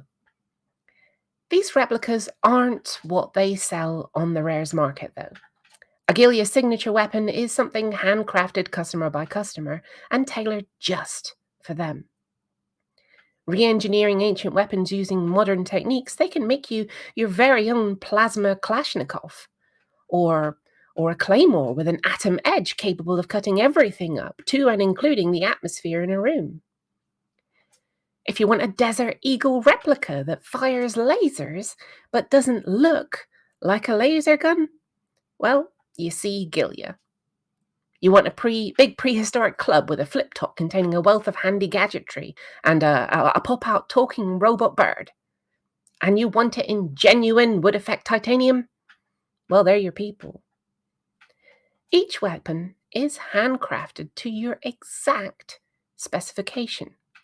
There are rumors that they've been made a custom combat pan for Commander Flossy, equipped on the handle with a stun and kill mode setting, just as handy for cooking a quick fry-up of a morning. Want to throw the book at someone? Well, they'll make you one that will do the job properly, and most likely leave a crater. They are massively expensive. A replica Mjolnir as wielded by the Norse god Thor, complete with lightning and unable to be lifted by anyone but the owner, well, that will cost you nearly as much as your own spaceship. This last point, the ability to code any weapon to its owner, is one of the key features of the rare, and is what gives the signature Gilya weapon its name. Each and every one is coded to the owner by DNA. And this is where the danger comes in. Whilst in theory it just prevents anyone picking the weapon up and using it, there is a feature that, well, it isn't mentioned in the brochure. Grab someone's weapon without permission, you'll likely lose a hand. Or the blade will slip and take your leg off at the knee. Grab their Kalashnikov and it will go off in your face. Pocket a pocket tactical nuke, and, well, you'll find glowing parts of your anatomy decorating the four corners of the Milky Way. This is part of the reason why they're illegal just about everywhere. Except, since a few days ago, Gilya itself. For these reasons, that it is considered a highly embarrassing to lose your signature weapon, as, well, if you take your eye off it, it will most probably be out there taking someone else's eye out without you even being involved. Never, ever grab someone's weapon without permission. And in fact, even with permission, it's still likely to go off on your hand. Just look at it from afar if you really have to. I'm Amelia Hawke for the Galnet Rares Digest, and, well, judging by the humming noise, the kitchen bakery appliance I just moved off my desk wasn't from a Galnet food cooking session, but my wife's weapons-grade Gilya rolling pin. I expect I'm in extreme danger. Sweetheart, darling, would you mind grabbing that and deactivating it before it goes off? Darling?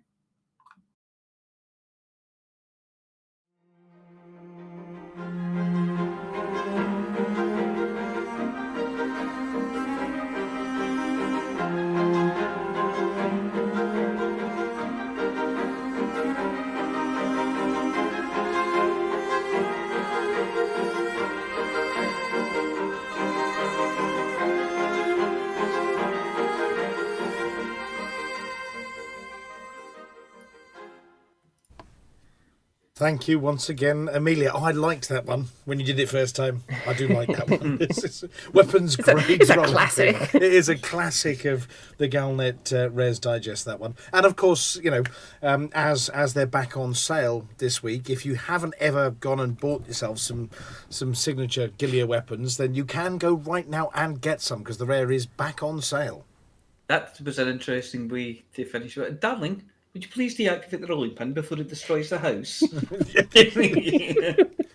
Well, you should see what the pocket cookie cutters do. Is she? Yeah, just a minute though. She is ready. She knows you're going to shout this week, doesn't she? I have no idea. She's currently got her headphones on and gaming. That'll be fine then. Yeah, she must know what's going to happen. I think she's prepared. Yeah, there's no way we'll catch her unawares with that one. Yeah, No. I'm just thinking if you surprise her, she might just go for you with that rolling pin. It's like, sweetheart, darling, love of my life, please deactivate it before it kills you. Yes. Boom. Yeah. Anyway, it is a green room week this week. Now, we do have a couple of people lurking up in the green room, and I've noticed TeamSpeak user seems to be user. They're always here. Hiding up in the chit chat bit. Has anybody seen Commander Rorema? Because Commander Rorema did say they might pop in, but maybe stuck upstairs or not able to get anywhere. So we also have one of the decal winners, Skippy Agimoney, up in the landing pad as well. Good.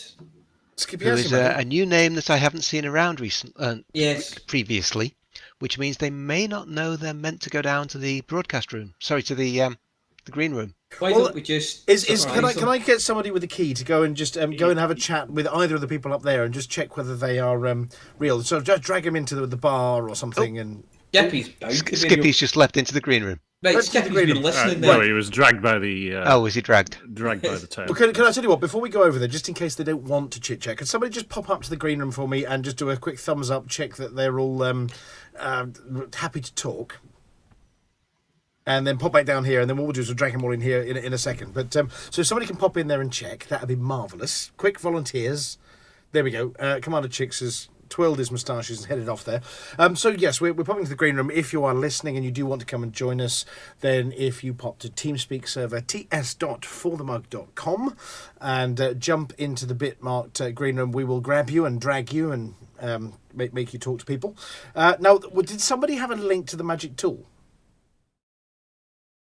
Please define the magic tool. There was a magic tool invented for us, you see. That's not a video I ever want to see again. Automatically assigned who was doing the thing.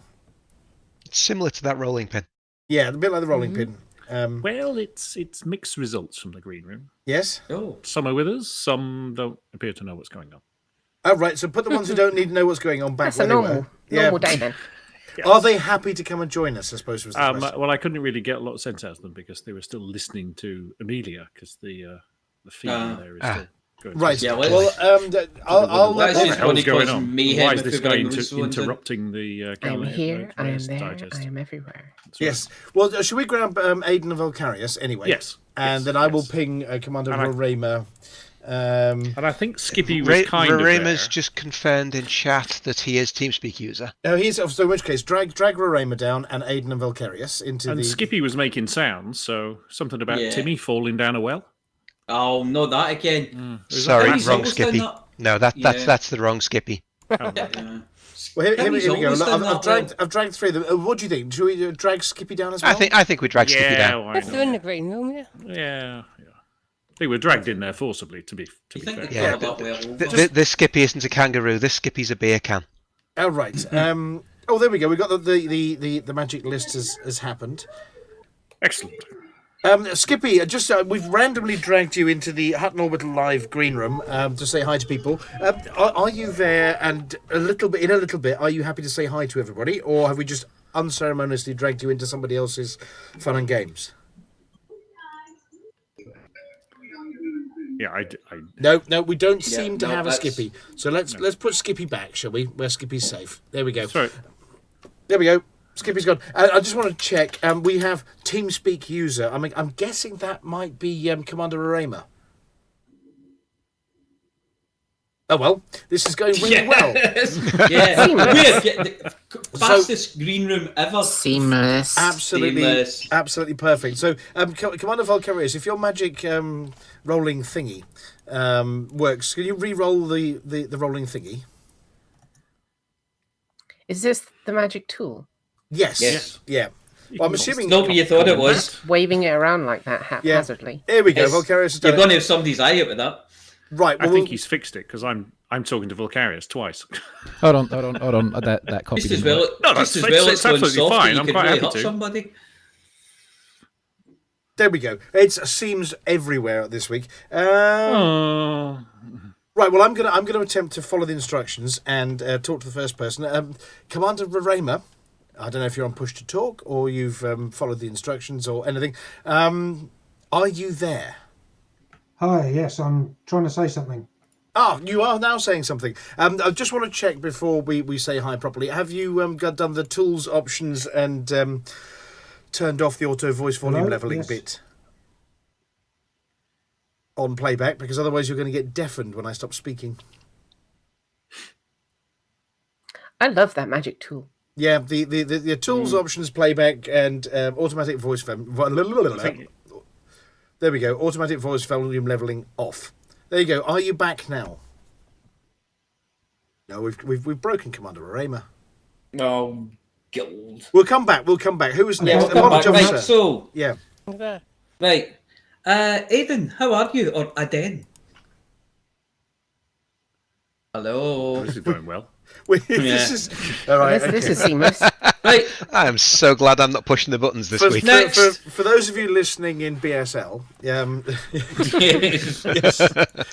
Those of you listening in BSL, it's next to the yellow one. Hang on a second. I'm just checking whether anybody can hear us.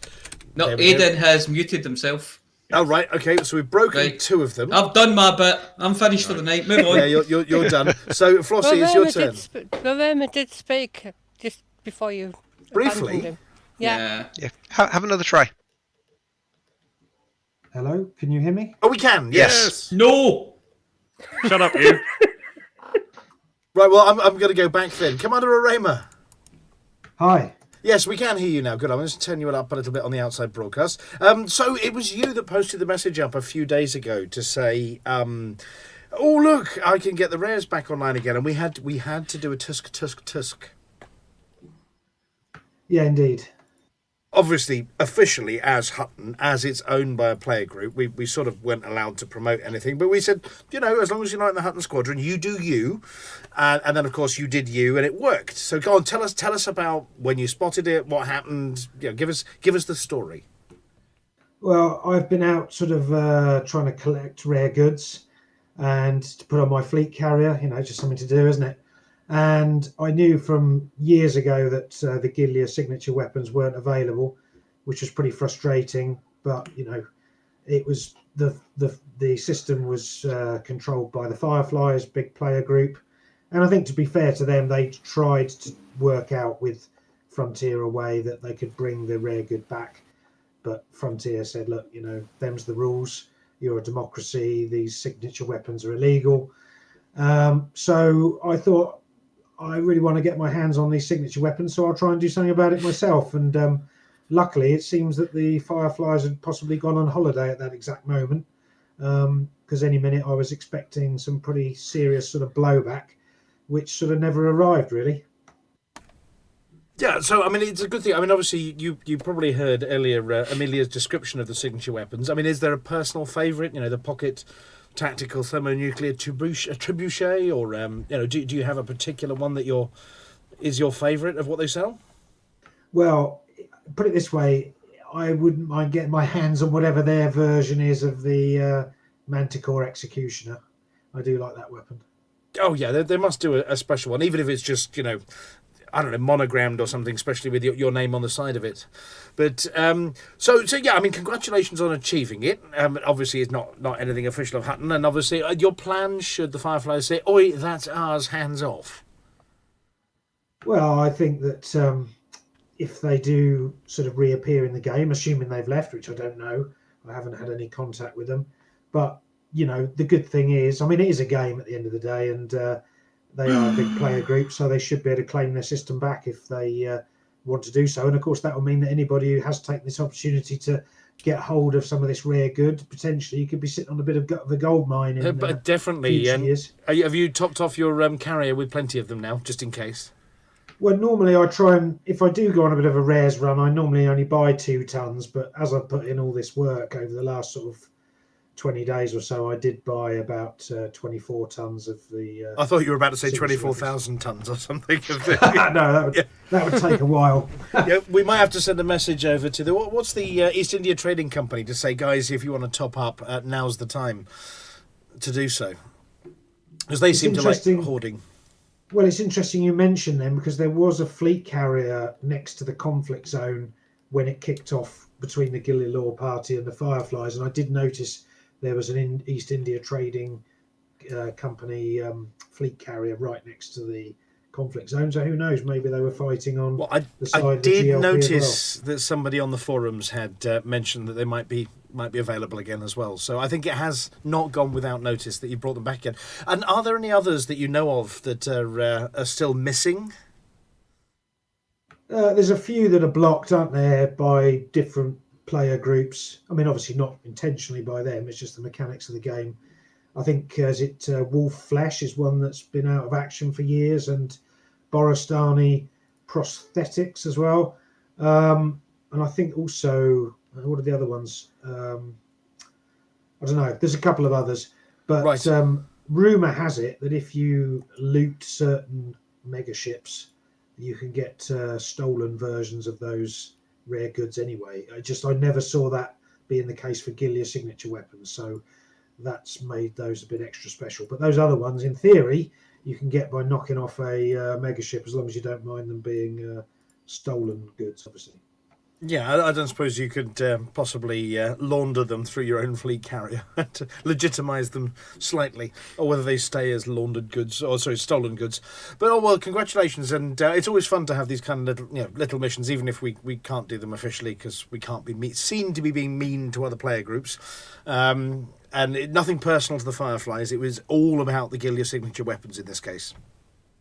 Yeah, absolutely, and like I say, if they are around, I'm sure they'll be able to take their system back when everybody's moved on. Well, fantastic. Do you have anything else to add this evening about your time out there in the galaxy? You're looking forward to the Mirror Universe? Yeah, I've only just sort of recently read about this sort of Mirror Universe thing. So I don't really know a huge amount about it, but I still enjoy playing the game. I'm not on it as often as I used to be. Just occasionally when something like the Gilya Signature Weapons project takes my fancy, then I jump in. So I'm still around. But if there was a Mirror Universe version of you, how would you describe them? That's a bit of a tricky one. The evil you, how evil would they be? Well, probably a pirate or something that I'm not in the normal game. Maybe a ganker or something. Who knows? You're going to be blocking station toast racks and that kind of thing. Well, if it's an evil Mirror Universe, then yeah, I guess so. Okay, well, look, thank you very much for coming to join us this evening, and I hope you liked the article earlier. Yeah, it was great, and apologies for I only just installed TeamSpeak this evening for this. And, we appreciate it. I couldn't work it very well, so apologies for. No, please don't apologise. That's the apology officer's job. Okay. Yeah, right. And talking of the apology officer, then, apology officer, do you want? I'm just going to say I'm very sorry on your behalf. There you go. No worries. Do you want to crack at chatting to Commander Aiden again and see if they're broken? Aiden, are you alive? No, I think Aiden's completely broken the microphone. He's dead. He swallowed it or something. He's dead. That's what the gobbling noise was. And it's Commander. What do you say? It's Flossy to talk to Valkyrius. Hi Valkyrius, how have you been doing? Oh, a bit chilly, but I think that's okay. And good evening, Hutton Orbital. Hi. Hi, have you done anything special? Well, I've been on something of a galaxy tour of my own. Not nearly as big as Hot Mess though. I think the truckers have the top spot for that. But so at Iniv, we're not mapping every single res, resource extraction site, but we are cataloguing what reses every system has. All right. So, and I just did Ceos, the Pleiades, the California Nebula, and there was this one system by Barnard's Loop.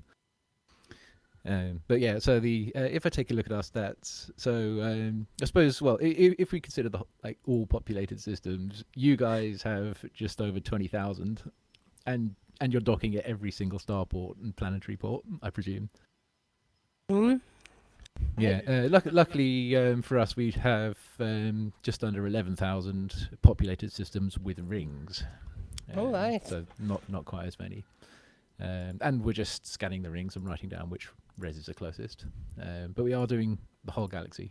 So right. I'm very That's pleased that gonna we've... take a while. Yeah. Well. So around a month ago, we were around 6 to 7%, and I'm quite pleased that we've just achieved 20%, which is almost 2,200 systems. Oh, very good. Yeah, bit of a large project, like too hot, too messy.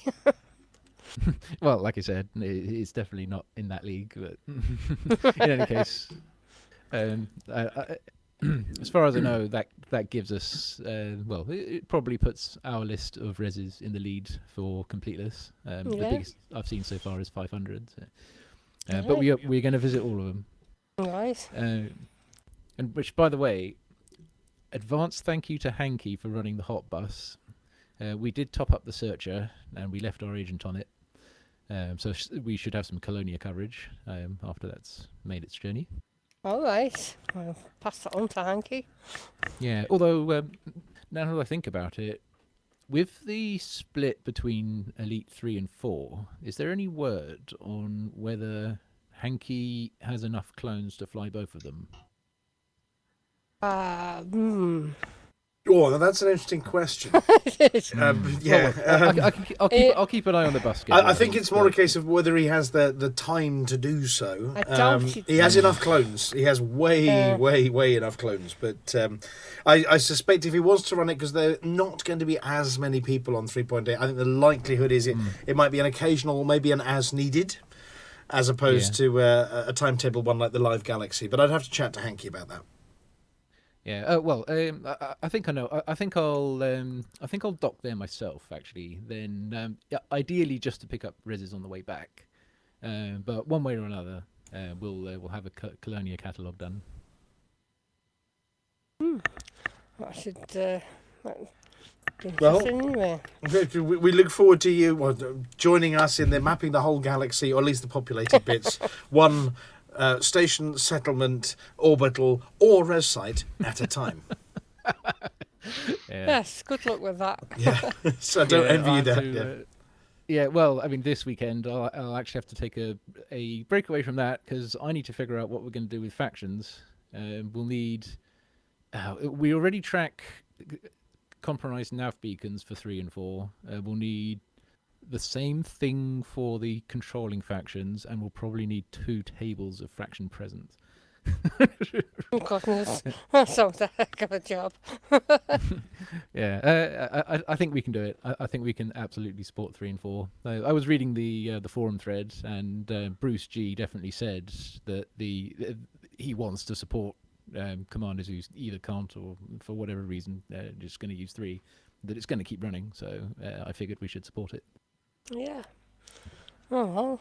And good luck with it. No more CGs, of course. Although I suppose will we see? So Flossy, will we see a CCCGG for 3.8? I really don't know. Well, maybe Mirror Flossy could, invent some CGs, especially just for those quiet weeks on the vanilla version. Yes. Well, that'll be a CCCG.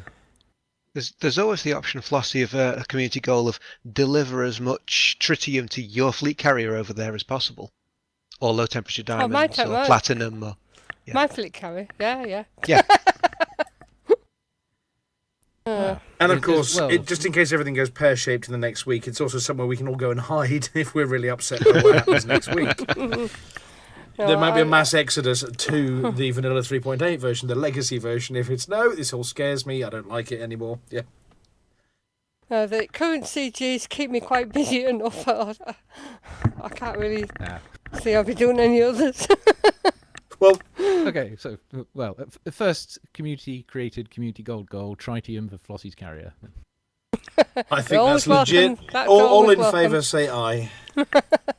Aye. Yeah. There we go. The ayes have I'll it. make sure the tank's empty so you can put it in. Yeah, that's me then. So I'll say thank you all very much for the show. Hail the Empress, and for the mug. For the mug. Thank you. Right, Chix, it's your turn to interrogate Amelia. Yes. Are you up to it, Amelia? Is your voice going to hold out? I think so. So what have you? We've seen you for a while when you sort of I've came had in the mods. studio earlier. I thought you'd got lost and you were looking for the pharmacy. Yeah, there's a whole nother story behind that, which I won't bore everyone with. Yes. But yeah, I've been suffering mods, and in between suffering mods, I have been doing something productive. Just out of curiosity, how many is that third time you've had mods? This year, yeah. Oh, this year? Yeah, Wow. this year. I've not had a good year. Must be some kind of record. I know, right? And lucky me. Yeah. Wow. You must feel so pleased. Yeah, just so pleased. So, between bouts of mods, what else have you been up to? I have been writing a book. A book? About mods, about catching mods. No, but actually, I could write a book about catching mods, really, couldn't I? Bear it in mind. Yeah, that's definitely one to think about. Sorry. No, it's a book on starships. I'm having a very large rum. A very large rub. Who from? Rum. All right. And all the fumes just went up. Don't the back rub of my it, you'll nose make and it worse. Oh, anyway, after my day. So it's the book is about starships. And there is one ship in the book, and it's going to be very near the beginning. So it's about starship. A starship in the book. There is, well, I mean, the book's got a lot more than one starship, but there is a starship in the book that is called a Hutton class hauler, also known as a Hutton trucker. Is it very fancy, and does it do all the things? You take the copyright on that. Does it do all the things? Well, I mean, the lights will flicker when you attempt to jump. You're not going to be able to run away from any pirates that you might encounter. You're going to feel like the hull is flying apart when scooping fuel. Yeah. It's not going to be the prettiest thing in the galaxy, but you know what? By gum, that thing's got personality. Yeah. So it does do all the things. It just doesn't do them all at once. Or very well. Or very well. Yes, very well do them. And that's what counts. It's plucky. That's what it is. It's got a lot of pluck. Yes. Does it fly like a pig with a firework up its ass? Actually, that's a great analogy. Yeah. Handles like a double-decker bus with marmalade wheels. It's taken from another space series, a very funny space series. But yeah, I mean, there's a little tribute to the Hutton truckers going into the book. That's nice. That's nice. Which I couldn't resist doing. I do enjoy reading fiction where there's a set of books called about Space Captain Smith, and they are absolutely littered with references to sort of sci-fi and all kinds of stuff, and stuff not even sci-fi, but kind of, you know, it's just littered with pop culture, which you just find yourself sitting there and chuckling to yourself as you read them. Modern pop culture or 1950s pop culture? Yes. Okay. Good. But yeah, I mean, other than that, I've been down with mods. Did you ever have you thought to put in the easily startled AI? Remember, there was somebody get easily startled and went, that'd be a great idea for an AI. It's just. All right, I'm going to make a note of that. Yeah. And it was one of those ones where it was easily startled, and if it thought it was in trouble, it would jump you out of the system. It was French, if you remember. I do. One of the characters in Space Captain Smith is an escaped sex robot. An escaped sex robot. Oh, it's one of those kinds of books, right? No. They're all. It's all very funny, but it's. I'm not sure I'm going to get away with that one. She's, who likes ponies, and he's scared of everything. An escaped sex robot who likes ponies. Yep. Yes. Mm. Marvellous set of books if you... I mean that's very specific. Yeah. Yes. From Second Reich.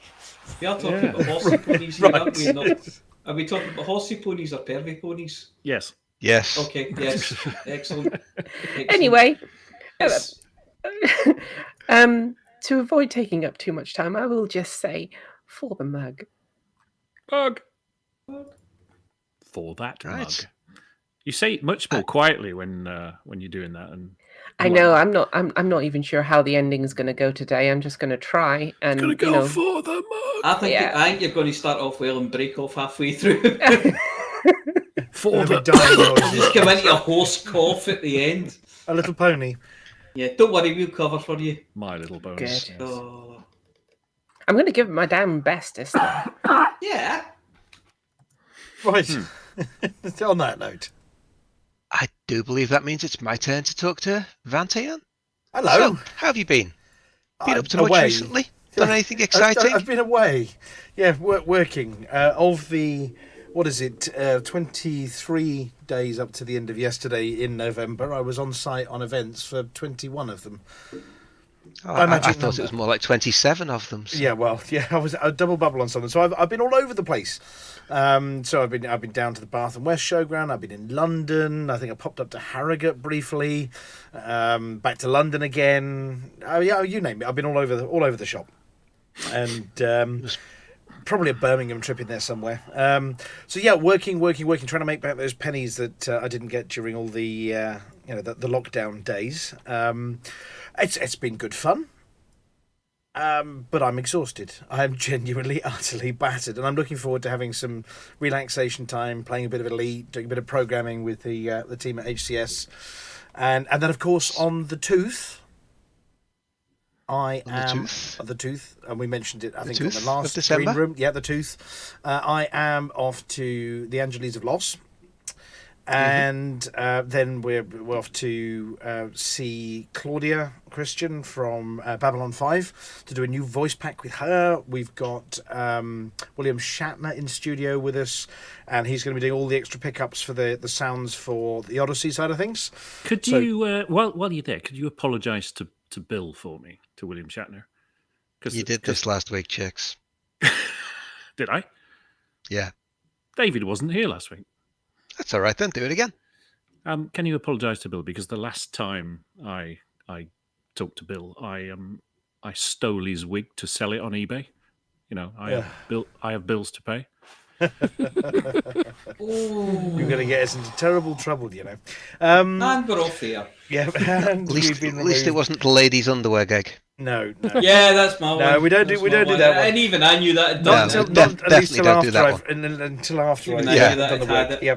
So we're going to be doing the sound pickups on that one for Odyssey. So when you drop out of one of these Vulture dropships over a combat zone, we need some new lines. You know, something combative, but also the various lines for that, and some bonus super extra features. Then we will be hopping in a car and going over to Malibu.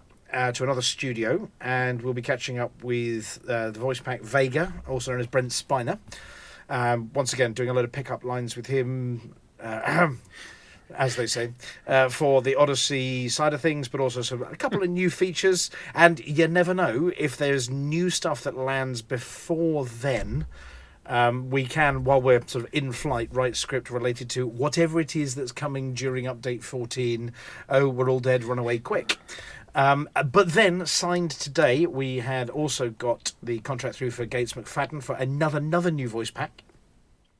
We're just designing what her character is going to be like, and what her specialism is going to be for a new voice pack for her. Dr. Beverly Crusher from Star Trek. But that's all signed and done, so we're going to be seeing all four of them while we're over there. And come back with lots and lots of audio. We've got a couple of custom lines to be recording with Mr. Shatner. There was a competition we ran a while back for custom lines for certain customers, which a lot of people entered, and we'll be picking a winner and recording their lines while we're over there as well. Is Arth one of those by any chance? No. Well, we did invite the Pilots Federation members to come and join us if they could get the time to do so. But unfortunately, this thing called Update 14 was landing just beforehand. And I think our, also known as Chuck Handgun, went off to cry a little bit because Mr. Shatner is one of his... He wasn't allowed to go? No, he wasn't allowed to go. We are going to be joined by streamer Mal for the Win as well, who is actually coming along to the studio to meet us and may well be doing a little bit of streaming from around there as well. So we may be able to get some content with Mal. So you never know, we might get a live video feed going. And if we can multicast to Hutton, we'll see whether we can do that kind of thing as well. But we'll decide that on the day when we get to the studio. Other than that, yeah, three of us... You can't beat a bit of malcontent. Yes, Content Mal. Yeah, Did somebody mute him? Did somebody Yeah, I'll mute do him? it. Not his microphone, Mute. I mean Chix. him. Yeah. The dad jokes, yeah. Yeah, like wrap the microphone cable around his neck.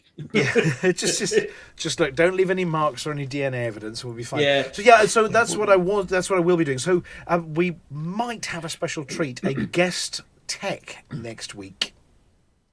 Because I think, Litho, you're away. Is it Jordi LaForge? And I'm away. And Josh is away. Is he back from space by then? Back from outer space with Snoopy. No, possibly. from, exactly. Yeah. Snoopy's friend. Snoopy's friend might be back from outer space. So we might have a special guest tech and presenter next week because I think all three of the techs are going to be away and or busy, probably. So we going to have to give him a dusting, though. We have a guest tech lined up. Other than that, no, not even with the Steam Deck have I been able to hop in and top up the cache on my carrier. So hopefully it's not derelict now. But I am looking forward to spending a month of not doing any on-site work and spending a lot of time in Elite. So that's what I'm going to be doing. Congratulations. Good luck with that. Yes. Yes. And maybe eat some turkey. Well, I'll catch one of the ones running around the station. Just try not to get caught by any of the whatever might arrive next week. I'm going to be on a plane mid-Atlantic, I'm sure, and safe as a result. Other than that, it's for the mug from me. Mug. Flossy! Flossy! Hey! What have you been doing? What have you done? You know what you've done. What have I done? I don't know. That's what I'm asking you. What have you been up to? It's been a very weird week, actually, because our son's in Germany, so it's just been the two of us in the house. Oh. Yeah, he's gone for a holiday over there, meet some friends and things, so... Nice. Yeah. And it's all gone a bit quiet then? Yeah, very quiet. None of us hardly been out at all. Oh. Usually he takes them out. Yeah. In fact, he's in now. What was in that? Oh, yes. I've got the pre-patch thing for World of Warcraft. Mm-hmm. So I've spent a fair bit of time in that this week. Right.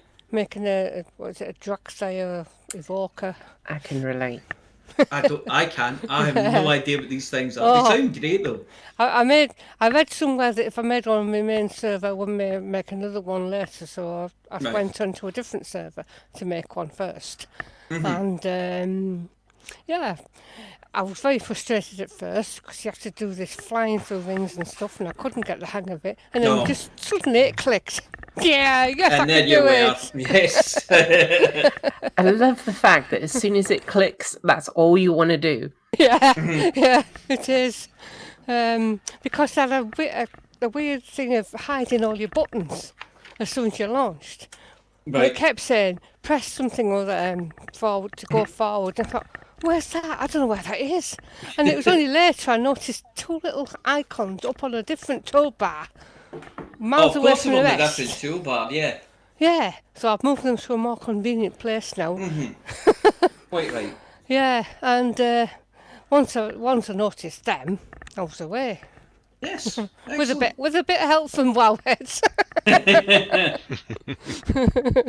Yeah, so it's been a good week.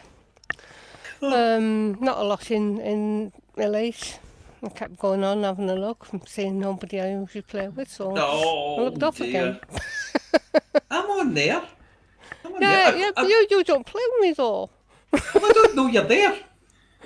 Well, I'm friends with you, aren't I? Yes. Yes? Yes.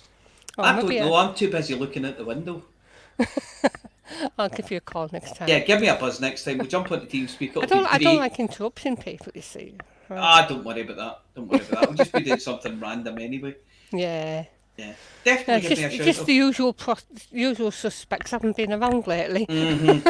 I think they're playing other games. Oh, I see. Which is why I didn't feel too guilty about going and playing World of Warcraft. No, quite right. Quite right. You play what you want to play. Yeah. It's nice to have a change anyway. Yeah, definitely. So, I think that's about it from me. So, well, you need to say the magic words. For the mug. For the mug. And that's my cue to say, hi, Litherbreaker. Hello. How are you? I'm doing okay, mostly. And what have you been doing up better to? than the car is anyway. What happened to your car? It blew up. Well, literally actually, exploded. Not quite. It was actually the other half's car, and she was tootling along the motorway, the M1, so nearly 250 miles from here, heading southwards to spend the weekend away, and she was doing 60 miles an hour in the slow lane, and then she was doing 50, then 40, then 30, then 20, then she was stationary, and nothing worked anymore. And that's when it blew up? Yeah. According to the very nice man from the AA, when he plugged his magic gizmo in, the fuel pump has decided that when it can't see any compression on cylinder 1, because fuel injector 1 seems to be leaking, it stops pumping fuel. Right. So the reason it wasn't running any further is because it was refusing to give any fuel to the engine. So I guess not spraying hot diesel onto a hot engine is probably safer, but it doesn't get you very far. So it's now in the car hospital, and they've taken a lot of bits out of it and sent some of them away to be inspected and checked and tested, and we're waiting to hear whether we're buying a new car or not. So really, it's going to be like a whole new car. Hopefully repairable the existing one, but it might be that it needs a whole new engine, at which point it's probably better off just buying a new car. So yes, that's fun. That's not good. Well, it could be worse. At least this one's actually paid for, so. Well, aside from that, how have you Aside from that, I've been crazy busy in work, packing for the fact that, as Vantian mentioned earlier, I'm off to America next week. Unfortunately, I'm going for actual work, not for hanging out with the stars and sipping cocktails in Malibu. What part are you going? I'm spending the first week in Boston. So that's nice. the bit before Vantian goes out there. The tea parties. I do, yeah. I can head to the harbour. I'm staying just up from the harbour actually, so I'll be able to head to the harbour and scoop out a cup of tea for myself. You have to go and throw a packet of tea bags in. Oh, definitely. The second week I'm likely to be in Las Vegas, so less than 300 miles from where David's in a studio recording. Rolling the dice. Unfortunately, I'm still going to be working. So. Oh. Won't you get any chance to? It's I'm at a convention there, so it's working in air quotes. But I'll have evenings to myself and stuff like that. And my boss has already decided that I'm paying for everything because he can sign off my expenses, so that's all good. And so it's that kind of working. Yeah. Yeah, so I'm looking forward to it. It would have been nice if I could have snuffed off for an afternoon and done the couple of hours drive it would have taken. Well, 4 hours drive it would have taken to get across to David and join him in the studio, but not to be. Oh. It is what it is. But other than that, I've actually managed to get in game recently. What did you do? I played Elite. I decided I'd do some Too Hot, Too Messy. So I shifted my fleet carrier out to load up with mugs. Realised that my fleet carrier had that warning fuel low light on it. Looked at the price of fuel these days and went off to start making some money so I can afford to refuel my carrier. Can't you just mine it? I'm actually doing some Robigo mines passenger runs. It's quick and easy in 10-minute bite-sized chunks, and you can make about 15 million credits in 10 minutes. So. And how much is the price of tritium? Well, about 50,000 credits a ton. Okay, so it's not that bad. Yeah, it's not terrible, but I spent quite a few tens of millions on stocking up the carrier with fuel and thought, don't really want to be below that magic watermark of 1 billion credits in hand, and I really need to make some more money. Because I still haven't finished equipping the fleet carrier either, so I've been What's the slacking. carrier called, Litho? It's called the B-Arc. The B, yes, of course. Not the Bark, the B-Arc. No, I know, yeah. Is that B-arc? Yeah. Space. And where is it Not currently? A-arc. It's currently out near Robigo, because that's where I needed a lift to in my passenger ship, which doesn't have a great jump range. Very good. It has been parked in Alpha Centauri for the last few months while I haven't been playing, but I've kept it away from the orbital. So why did you keep it away from the orbital? Because there's limited slots out there, and it's useful for people that don't want to spend the 1 hour 23 minutes getting out there. How many slots are normally out there? Oof. It's usually about half full. I'm not sure how it's doing at the moment with the Too Hot Too Messy going on, but it's okay. You missed that. Doesn't matter. I didn't miss it, and I was going to come back to you about that later. He said slots. Yeah, I didn't hear that. Yeah. Or maybe I chose to just put in another word instead. You chose to hear it as you wish to hear it. Yeah. I'm too sweet and innocent for this. Yeah, nobody's going to believe that one. Yes. But I think that's probably about it for me. Oh. So, you gotta say it.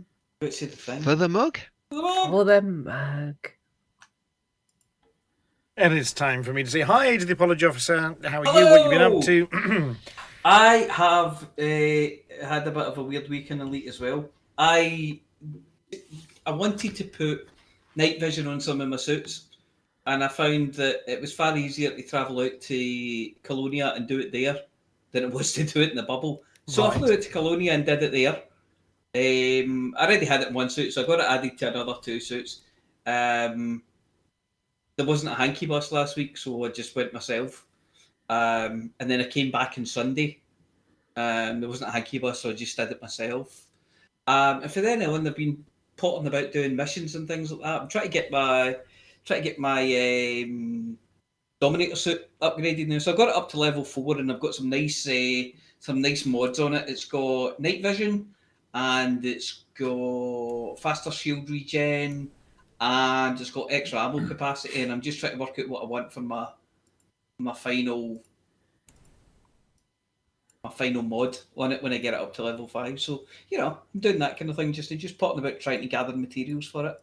And Dead Meat GF's Data Daily is buying.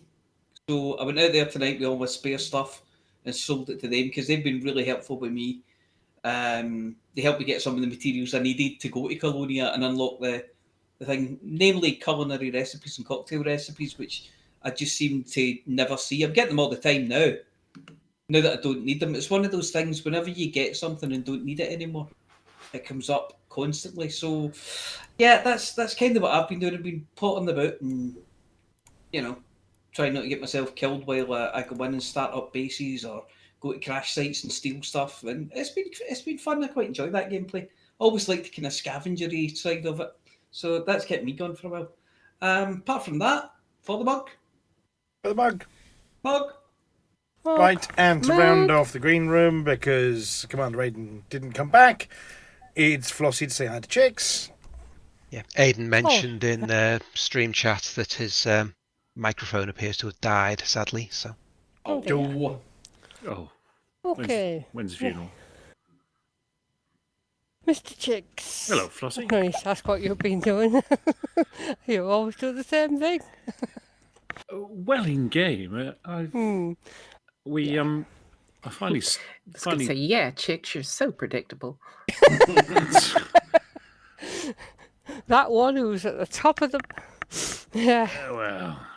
Well. So I gave in last Thursday, and went to finally succumbed. I thought I'll put the heating on, and it didn't come on because the boiler had died. Dear. So all that extraneous noise and voices you heard earlier on, I muted my mic while they were tapping out Morse code on the pipe. It was 2 plumbers. All right. Who'd been here all day and didn't leave till 9:30. putting a new boiler in. Oh dear. So we've been freezing our things off all week. Yes. I don't even have one. I've been lying on the sofa watching television in my sailing gear because it's all padded and. Oh right, very good. Yeah. So doing that, and I've literally been sitting here in 5 layers with gloves on, delivering mugs. Well, I've got 5 layers on. Yeah. All right, very The good. house is finally warm. Yeah, so I've been doing Look at you. too hot, too messy. I was at Hutton at the weekend. Mm-hmm. I thought I was getting a bit low on mugs. I was down to my last 1,000 or so, and I saw that mug production had gone up to 14. And fleet carrier's full of all kinds of stuff, so I sort of offloaded everything I had that might be useful at Hutton, and upped it. No, I'm not saying it was the cause, but coincidentally it popped up to 28. All right. So I filled my fleet carrier with all the spare space on my carrier with mugs and gin, perfectly balanced, of course. Of course. And well, it was different by 2 previously because I couldn't deliver gin to 2 stations very early on. So I've had an imbalance of 2 all that time. Anyway, it's balanced up now. All right. But yeah, Waller 81 is delivering a lot of mugs. He is, isn't he? He's catching up fast. I think he was inspired by the real life muggy one a month ago. So yes, he did well with that. Seemed to give him new energy. Yeah. Yeah. So I'm just coming on Matter of Chemical Complex now, and for another mugging. When I landed earlier, I realised that when you're in the where am I going next? So I'm in the left hand panel, and then all of a sudden I hear my shields go down. I'm like, what? Come back in scavs here. So I sort of, as usual, took off and sort of nuked them from orbit with dumbfires. Landed, and I thought, I better have dinner to make and all kinds of other stuff. So I thought, right, when I come back later.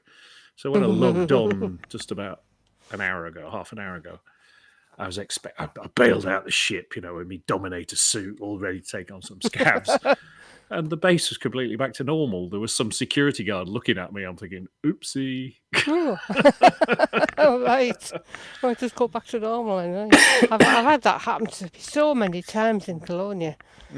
It's just, if you see the pings happening, and think, oh, quick, sell. Try and fumble it and try to sell them quickly so I can take off again.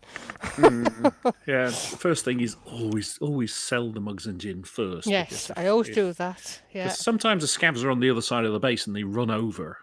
Yeah. And then take you on. And for hand weapons, they don't have to take your shields down quickly. Oh, aye. They do, don't they? I mean, I don't know how the heck they can do it because I don't think we can do it to ships. Can we? I don't know. Well, I don't know. I've never tried. You kind of shoot at them, but the only ships that ever come near tend to hang around, drop some scavs off, and then disappear again. Yeah. So you don't really get a lot of opportunity. I've been completely destroyed by them just shooting me. It's funny. I was landing is it Bailey Manufacturing Complex? It's on one of the planets in Alpha Centauri, and I landed there, and I was shipping in. It was whatever.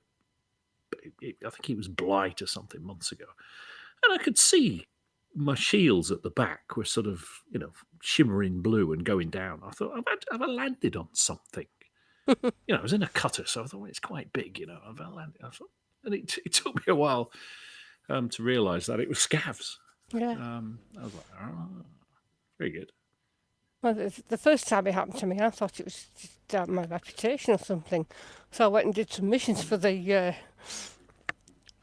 faction that owned it, and of course it didn't make any difference because it wasn't them that were shooting me. Yeah, exactly. Yeah. Oh well.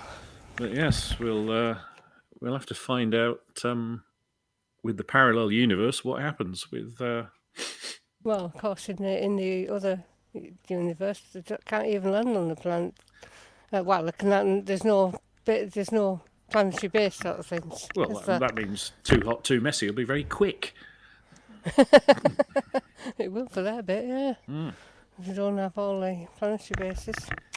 Well, they have some, surely. They have some, it's yeah. Horizons, They've got some. They all, but not the new ones that only came in Odyssey. I'm trying to remember. Was it David might know 130,000 or something previously? I can't remember the number. What was what? Hey, pardon, sorry. How many? Can you remember the total number of stations in Horizons? I know we added up to. Well, no, I think didn't we do? It was about 55,000. Oh, it's quite a significant increase then. We're just wondering how Too Hot, Too Messy would work in the parallel universe. It would be it would be a quarter of the total, maybe. Yeah, it'd just be Hot Mess, basically. Yeah. Yeah. Well, knock that out by Christmas.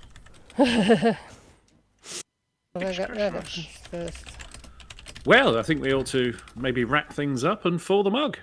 For the mug. For the mug. Well, look, thank you very much, everybody. It's been lovely to chat to you all.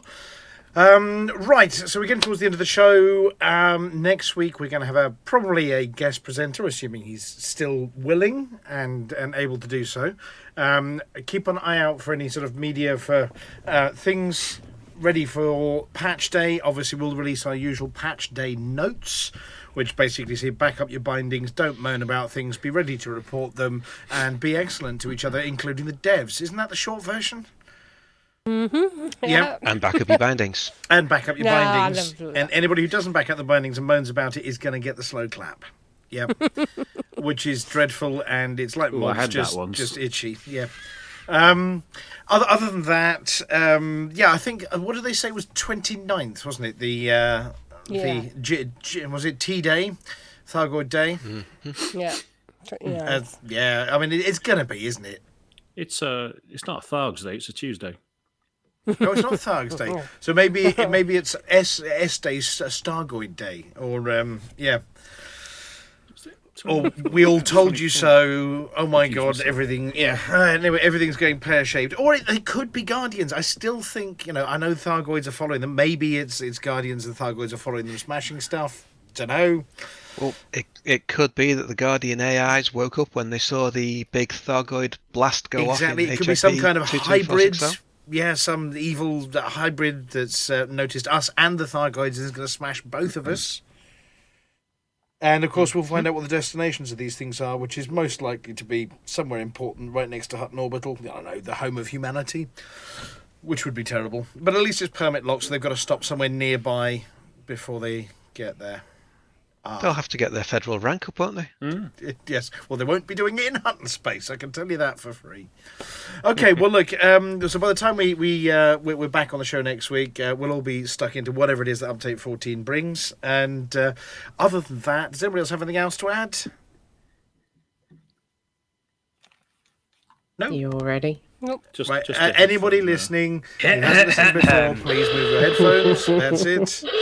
Away from your ears.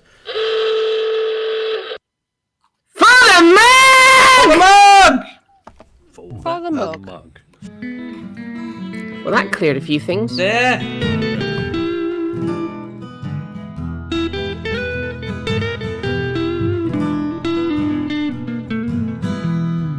Journey too long, or cargo too small. Profit margins never really mattered at all. Gonna take the cargo where it's needed today. Super cruising all across the Milky Way.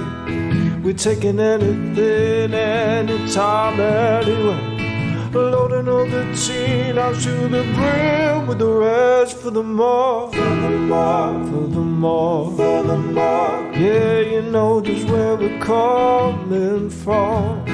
For the more, for the more, for the more, for the more.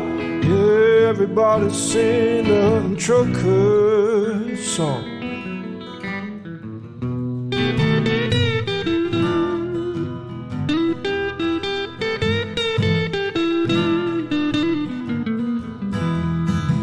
Flossy always seems to crash into the sun. Skibble lights the pilot on the Xbox One. Alvin out the free, you know he leads us one. Trucking across the galaxy, now everybody out for the more, for the more, for the more, for the more. Yeah, you know just where we're coming from. For the more, for the more, for the more, for the more. Everybody sing the Hutton Truckers song. For the more, for the more, for the more. You know just where we're coming from. For the more, for the more, for the more, for the more. Everybody sing the Hutton Truckers song.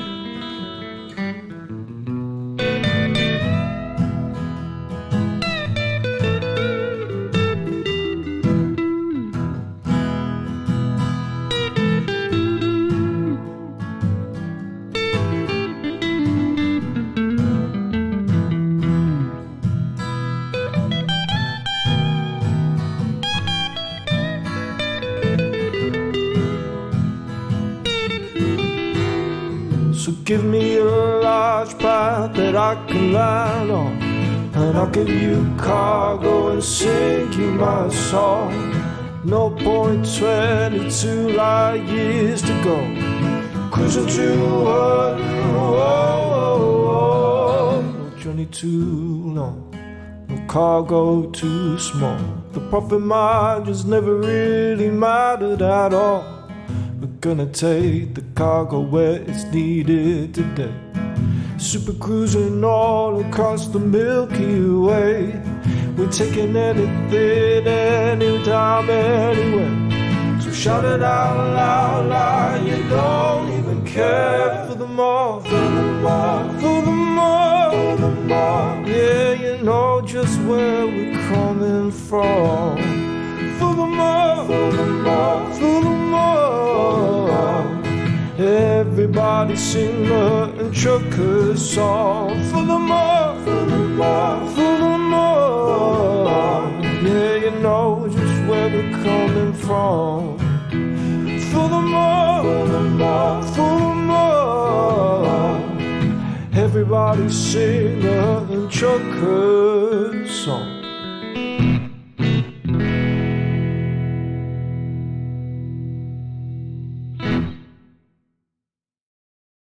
Ladies and gentlemen, that's the end of the show. Everybody's buggered off now, so why don't you bugger off too?